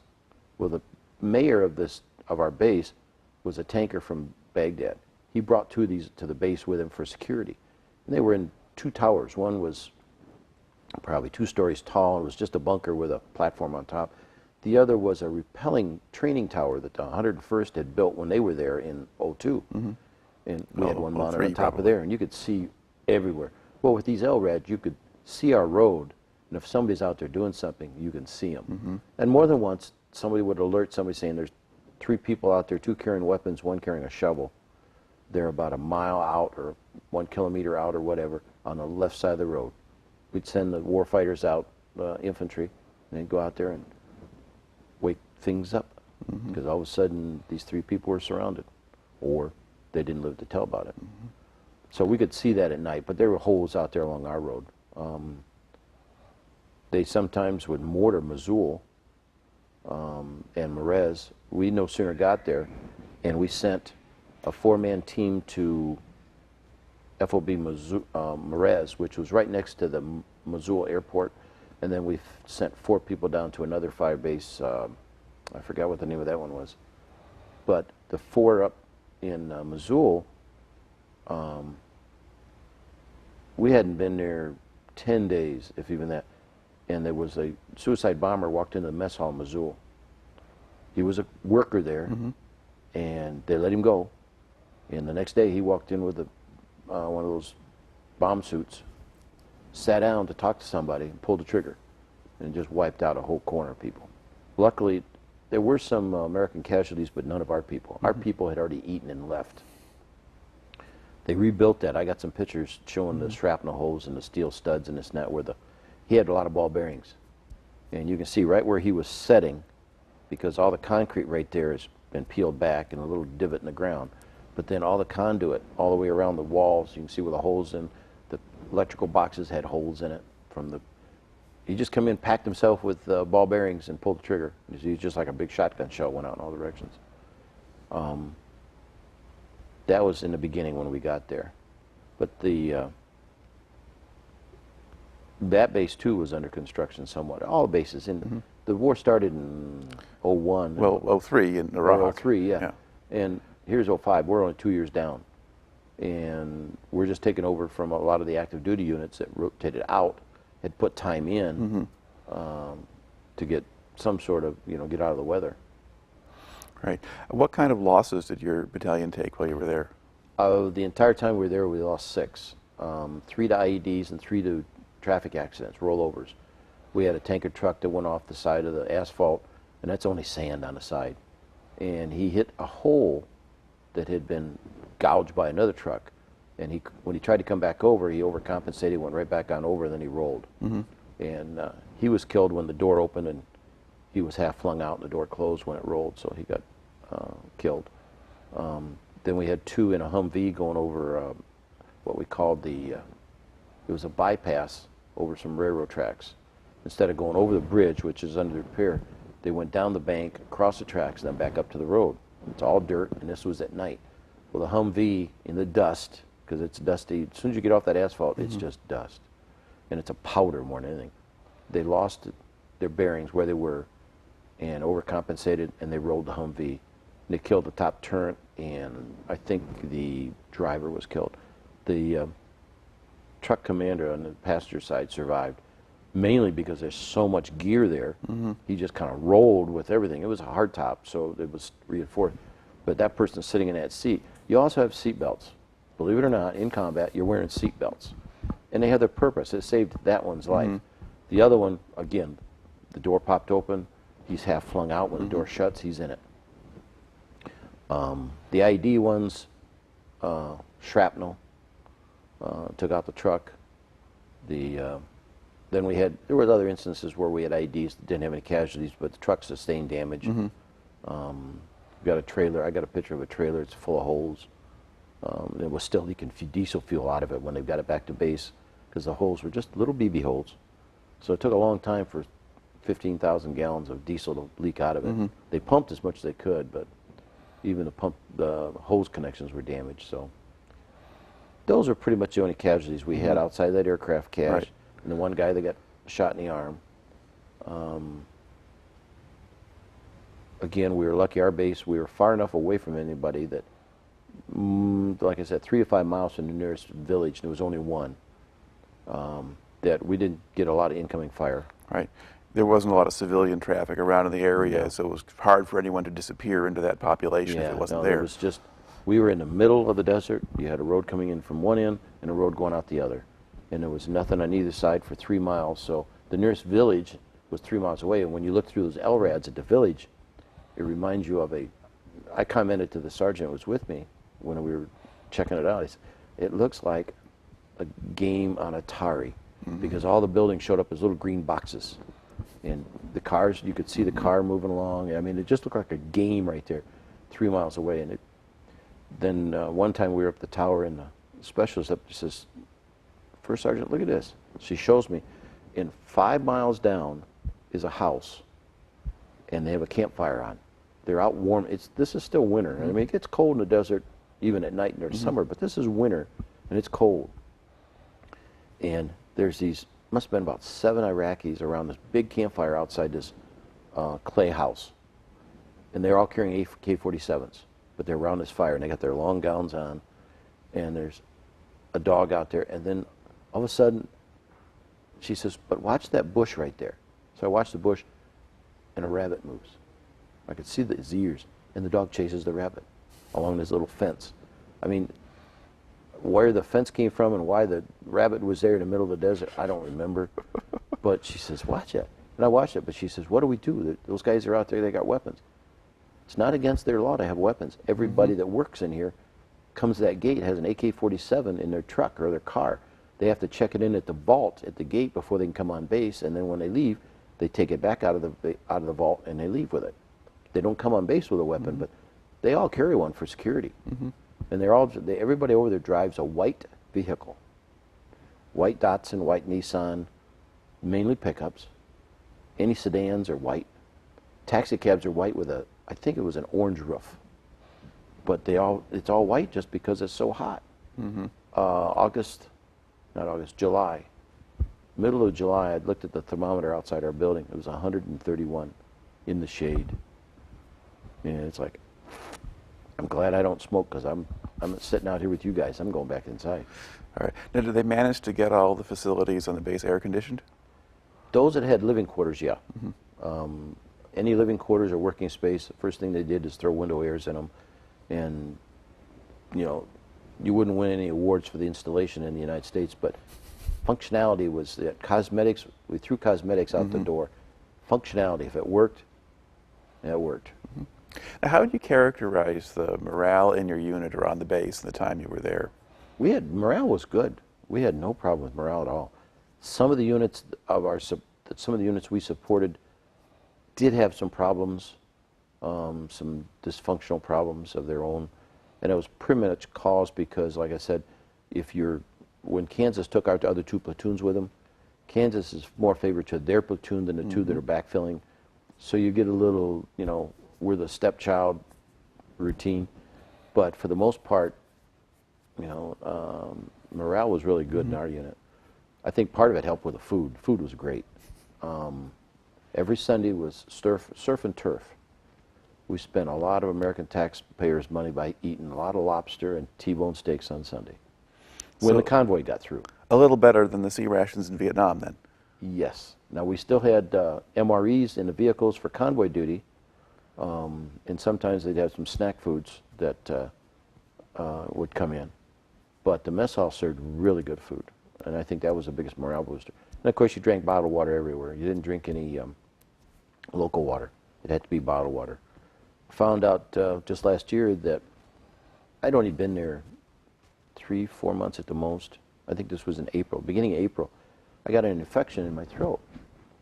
And I saw it there, and the next morning it had just ballooned out. My throat was like this. So I told the corpsman, I said, I got to go in, or the medic, I got to go into the med center and have the doc look at this, because I said, it's growing and it's getting big fast. And so I go to the med center, and Dr. Moody, she was from Yuma, Arizona. She says, I'm not going to touch that. It's too close to your throat. You're going to the hospital. So she had her intern with her go wake up the helicopter crew for the medevac bird. I was the only one. So she woke them up while they were waking up. I went back to my area. I had the sergeant major. He took me over. Took me back, and I got my ditty bag and overnight stuff.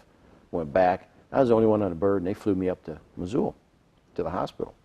And they made it a worthwhile trip. Well, they dropped me off. They picked up supplies they needed back at our base. But I had anticipated I was going to spend the night up there because they're going to have to do some surgery. Well, it took them 3 times to lace this boil or this infection before they got to it. And they were amazed, and they started showing me the stuff they're pulling out. It's like, ooh. He says, yeah, but that's not the end of it. We got to go down deeper. And they did. They went down 3 layers before they got it all. They got right down to the covering over the esophagus when they finally stopped. But I had to have that, and when I finally got back to my base, I had to have it checked every day for 2 weeks. And and the big bandage they put around it, what they do is they pack cotton in it so it heals from the inside out. She said, if we didn't, you just have a big hole in there forever because it's heal on the outside, but the inside wouldn't. So they had it checked, and I wore this, and I had to wear this big old round bandage the day I got promoted from E7 to E8. So when you look at the picture, it looked like I got an elephant like a hog, you know. It's like, oh man. But luckily, I got it off and got that down just before I went on leave. Now, May 6th, I left for leave. Going to meet my family in Ireland. Had a good time. The kids met. We landed I went from our base to Balad. From Balad, picked up a C-130 that took me down to Kuwait. In Kuwait, went through the process of turning in my helmet and whatnot in storage while we're gone, flat by IBA, the body armor. and then flew from there to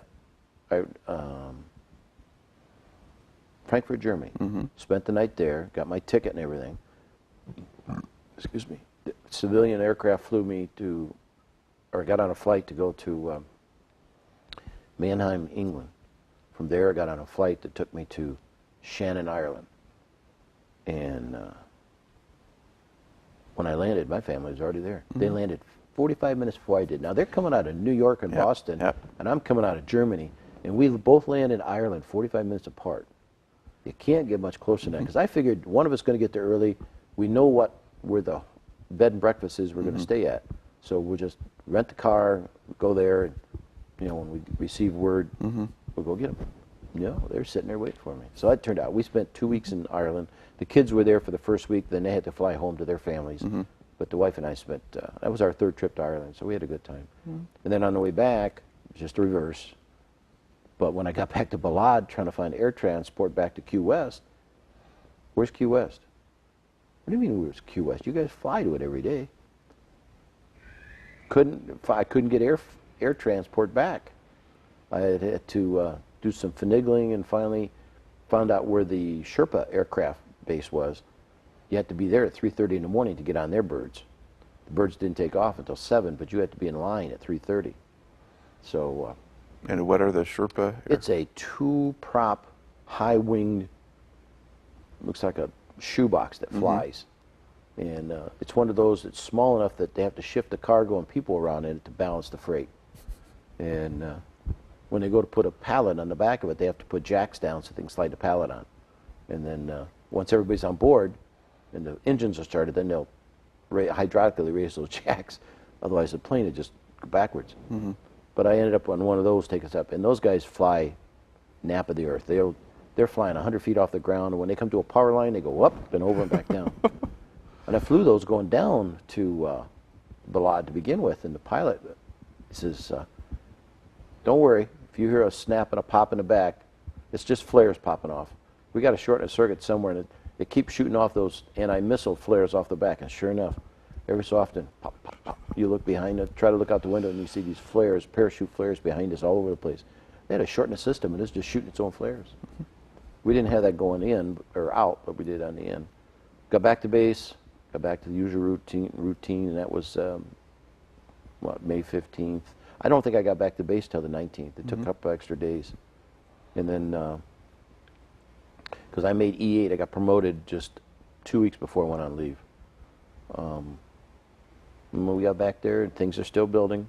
We're still clearing buildings, renovating. There are a lot of buildings that aren't occupied yet. Some that, like I said, there was only 2 they wouldn't occupy.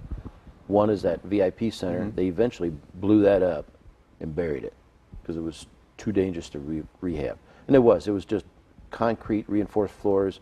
I mean, you could go all the way up the stairs and look down into the latrine because there's a big hole right there. And then the communications center, that one they didn't destroy. I think they just knocked down the part that was damaged. The rest of it was pretty well okay. Some of the buildings, they just dropped canvas along the side for the wall. All I can think of is those were terrible when we get a dust storm. We'd get dust storms that you couldn't see from me to you. I mean, I couldn't see your hand if you put it out to me. And it was that fine talcum powder. Walking around the base and even driving, if you take a bag of cement and stick your foot in it, that's what the soil is like there. Did that cause maintenance problems for the equipment? A lot of maintenance problems, some respiratory problems. I still have some in my lungs. It was really bad stuff. And then, of course, when it rained, it just turned to muck. And it's desert. I mean, luckily we got there when it was the winter season in November, December. It was cool. We did have snow in Mosul that first weekend we were there because the guys sent us back pictures showing them having snowball fights. It's like, well, we had ice on the water because it was the rainy season, so you got rain and thunderstorms and whatnot. And we did have got up a couple mornings there'd be ice on the mud puddles, and of course it'd get up to 70, 75 degrees during the day, but at night it'd get down to about 20, so it's cold. Luckily, all the living quarters had heat cool units in them, and they were I see them starting to be sold on TV now. They're the ones that hang high on your ceiling, and it's got the piping and everything goes outside to the external part outside, and they work really well. Choose what we lived in were converted Connex containers. They put a floor down, put linoleum on it, they put furring strips up the walls, put paneling on it, and then of course over there everything's 220 volts, so you got these big monstrous plugs. We had to buy transformers for some of the equipment that we had that were 110 so they could work on a 220. The generators put out 220, and we had those big generators that had a canopy over them to keep the hot sun during the summer off. And I noticed on all the buildings they had a parking area that had canopy. It looked like they had probably canvas canopies over them for parking to keep the sun off the vehicles. It looks like chain link fence piping that they built these things out of. Some of them were knocked down and that, but you could see that's what they'd used them for. What impressions did you have of the Iraqis that you encountered, whether they were the military or civilians coming in? The people in general that we met, again, I did not get a chance to associate with too many of them, other than those on base and those that we met up on, that ran some of the little shops. But they were glad we were there. We even had dinner with the base commander, who was a general who spent 7 years in Saddam's prisons because of he was considered not friendly with Saddam's regime, and he was now a general, and he was in charge of this training battalion. And they invited us up one time. The whole unit went up there to eat, and we ate at their mess hall, and they were all happy to see us. I don't think I met any that were upset with us being there. They were glad we were there. We were helping them, helping their economy. They were a country without leadership for quite a while, and like I said, they were stealing water of the pipeline. A lot of black marketing going on, gasoline stealing. The economic structure along the highways wasn't much different than what we got over here.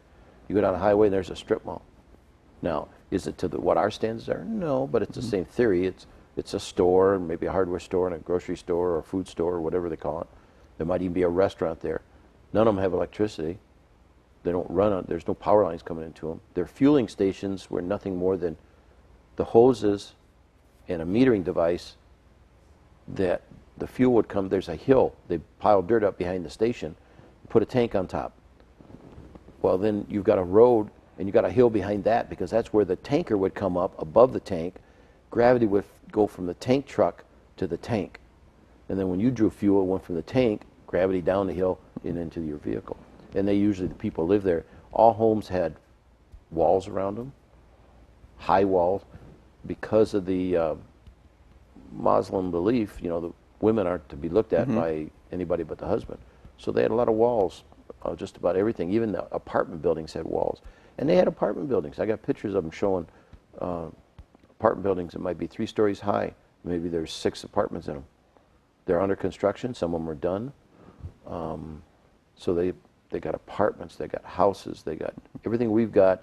Their building material obviously is different because it's in the desert. It's built to withstand the high temperature and the rainy season. Believe it or not, the desert turns green in the rainy season. It's really pretty with all that green. They grow wheat. You got these gypsy farmers that come out, and you could see them from the air. They got their wagons pulled by the tractor, pulled out in the middle of nowhere, and they've got their sheep or their cattle, and they're harvesting the grain that they planted before. They may be there 6 months. It only takes 6 months for the rainy season for your grain to grow. But there was crops out there. You get closer to the river, the Tigris and the Euphrates, you got farms all alongside of it with irrigation ditches. They'll have a mound for the plant, and then have a ditch on each side. And they don't spray because it evaporates. They let the water run along and seep in. And even in your irrigation in the cities, at Balad was a little city around there. All their trees in that are irrigated by water. They got faucets they would turn on, let the water run down these troughs all along the road, and then they turn them off when they're through. They didn't spray water anywhere. I think the only sprayed water was in the one car wash I saw, and that was it. Right. As far as you could tell, was daily life sort of functioning fairly normally in your sector, or? Yeah, I think so. On the one convoy going to Balad, on the way back, we passed 3 kids dressed up in Western, I would call it Western attire, waiting for the school bus. And it surprised me that they had a school bus route picking up kids. But then when you sit and think about it, why not? You know, they don't all get taught at home. A lot of illiteracy, but there's a lot of literate. A lot of the shops on post were manned by people from Turkey. You always had your little, they sold a lot of pirated movie DVDs. You might get 3 movies for $1. Well, you know they're pirated because you'll be watching it, all of a sudden somebody stands up in the audience and walks out of the theater. You know somebody's recording that in the back. And that was not uncommon. And then you may have a shop that sells just sandwiches and pop, always in bottles and cans, sealed. You never bought anything out of a fountain. That was just golden rule. You know, it's got to be sealed, and you check it. And the government did go to the expense to try to make things a little more U.S.-wise. There was one little, in Mosul, they got a sandwich square, if you want to call it that. It had a chicken place, it had a burger den, and it had a fish place and pizza. All 4 of them in one place. And you could get whatever you wanted in there. You know, a little bit of home. Even in our mess hall, we had an ice cream company. A major brand came in, and they were supplying the ice cream. I can't think of who it was now, but they were there. They built a little shop in there, and then down the road, and you don't pay for any of this. This is all free, but you always had ice cream and desserts. And the mess hall is just tons and tons of food. Eat all you want. You go in there and eat, it'd take you an hour to eat everything.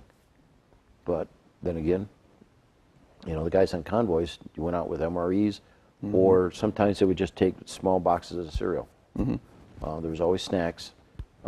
We built a convoy center where all the convoys people on the convoy would congregate at this point. It was a convoy service center, basically. Then all the drivers and all the co-drivers and everybody come inside and sit down on the bleachers, and they give you a security briefing. They'd show you on the map where the latest hits were in the last 24 hours. Gunfire here, an IED there, an ambush there, whatever. There's a major battle going on over here, so you're going to be rerouted this way. So it was a convoy information center, basically. And at the same time, in this convoy information center, we had refrigerators and freezers with bagged ice. We had cases and cases of various types of food and munchies, potato chips, whatever they wanted, to take with them. Lots of bottled water. But you could only take so much in that Humvee, because those armored Humvees are just packed with gear. Between ammunition, communications gear, there's not a lot of room to move around. Bottled water went first. All right. Now, how long did your stay in Iraq last? We flew out, we landed on the 15th of December on the base. We left November 10th, I believe it was. Okay. At 3 in the morning. Okay, so about 11 months or About 11 months in the thereabouts. theater, yeah. All right. And then where do you come back to? All right, we leave there. We get back to Camp Victory in Kuwait, wait for transport. They pick us up, and what they do is they take you down to Kuwaiti International Airport during the daylight. Then they take you to a parking lot in these buses with some porta potties, and you sit there for 2 to 3 hours just sitting on the bus waiting, because they don't put you on a plane in daylight. The 747s are parked on the tarmac, but there's nobody in them. So you board after dark, and when I mean after dark, there's no lights anywhere, and you're climbing on top into these aircraft. So you load up 500 people a plane. One of the planes is going to Dallas, one's going to Atlanta, east of Mississippi, west. From that point on, they go in different directions. Well, our plane was parked there, and it was, I forgot the name of it, but it was going to Fort McCoy as a special plane for us, and half the plane was going to Fort McCoy, and the other half was going to Fort Lewis, Washington. So when they stopped at McCoy and they dropped us off, they took back off and took the other 100 or whatever. This plane only carried a couple hundred people, but it was a contract plane. They had to contract it. So we get on it after dark, and take off, again about the 10th. We landed in, first stop was Shannon, Ireland. Yeah, Shannon, Ireland for refueling. They opened a bar for us. We emptied the plane, everybody went to the bar immediately. And they had 4 bartenders in there waiting for us. So it took about an hour to refuel the plane, and we all got back on. They did a head count, make sure everybody's there. Once they were sure everybody was on the aircraft, shut the door, and away we went. Next stop was JFK in New York. Pulled into there like 4 in the morning. Sun is just coming up over the horizon. Again, we opened the bar and had a few.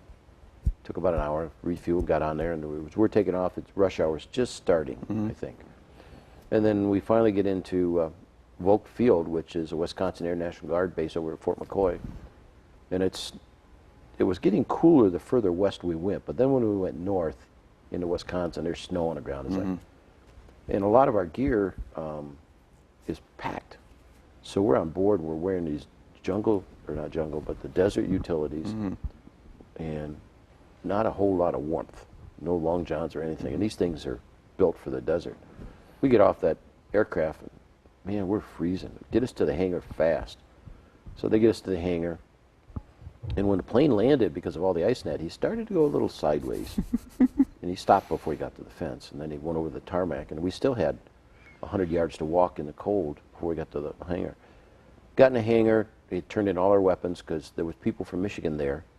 And as soon as we get there, we turn in all the weapons. They box them. They ship them back to Michigan immediately, so we don't have to carry a weapon with us anymore. Meanwhile, the buses are outside warming up to take us over to Fort McCoy, which is about a 30-minute drive. We get over there, and they put us in these barracks. And then next day we go through DMO, go through personnel, medical. You can have medical inspection, the whole 9 yards. Physicals and everything if you want them.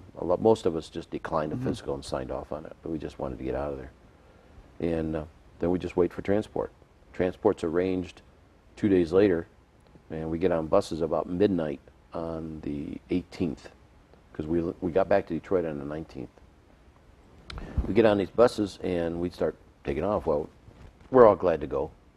We start falling asleep, because what's there to see in the dark going through Wisconsin? And we got all our duffel bags and all our personal gears on board these buses. I mean, I'm in this seat. The seat behind me is piled up with duffel bags, and the guy sitting in front of me, and then wherever we could put them, we put them. We filled up the bottom, and for 60 people, we took 2 buses, I think. At least 2 buses. I think it was just 2. And about daylight, we hit the Michigan state line. It was more than that. And we stopped in Bridgman, I think it was Bridgeport, over near Detroit, or Benton Harbor. Right. And went into McDonald's, got some breakfast. And it was right next door was this gas station. Some of the guys went over there to get munchies. Well, the people there said, here, have all the coffee you want. It's on the house. Here's some donuts. They brought out a box of donuts, and there's the coffee machines, just fill up. Everybody had coffee and donuts, took them back to the bus after we had breakfast. People were really nice to us. And I don't remember what station it was or anything, but then we got on, we had no sooner got on the highway, and there's a state trooper with his lights going on, and he's saluting us. That was the best thing all the way across. We got to Detroit, I called the wife on the cell phone and said, we just got off 75 or whatever it was. I says, we're now on 8 Mile. We're about 3 miles out. And quite a reception. It was good. And Kath had rented a Humvee, a stretched limo Humvee.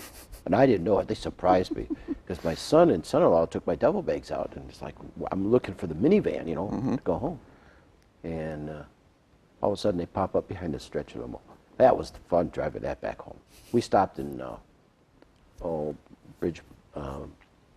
Brighton, I think it was, for lunch, then drove on home. Had signs everywhere.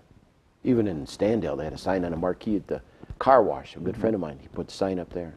So it was good. It was a good homecoming. It's a lot better than Vietnam.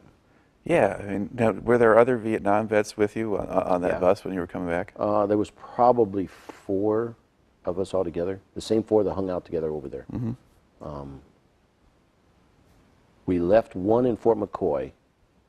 He was going to, he and his wife, she got transferred to Kansas. She was a state librarian for Kansas. So she picked him up in Fort McCoy.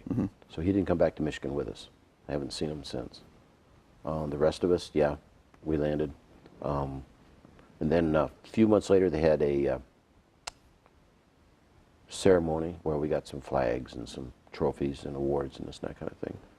And that was it. A month later, I got transferred out of that unit and moved around to a couple of different units because they had a job lined up for me before I got back. So I had to go to some more training for a month down at Patrick Air Force Base. And I come back from that, and I was an equal opportunity advisor. That was basically a job to make sure that you did things right. You know, we trained the soldiers in sexual harassment and things like that. And then became property book NCO for the 177th after I got out of active duty for a year. And then they called me back again in April of 07. No. Yeah, it would have been April 07. Oh. And I was on for 20 months until December 09. And then I went back to my civilian job until July and retired from them in July. But I had to retire from the military March 31st of 2009. When I hit 60, that was it. Yeah. All right. We were kind of talking, we kind of gotten you back home to Michigan. Basically, what assignments did you have after you got back from Iraq? Well, after I got back from Iraq, I went back to the 1225th in Detroit for a month. Actually, one drill, because now I'm back. I'm released from active duty, so I'm just on the once-a-month thing.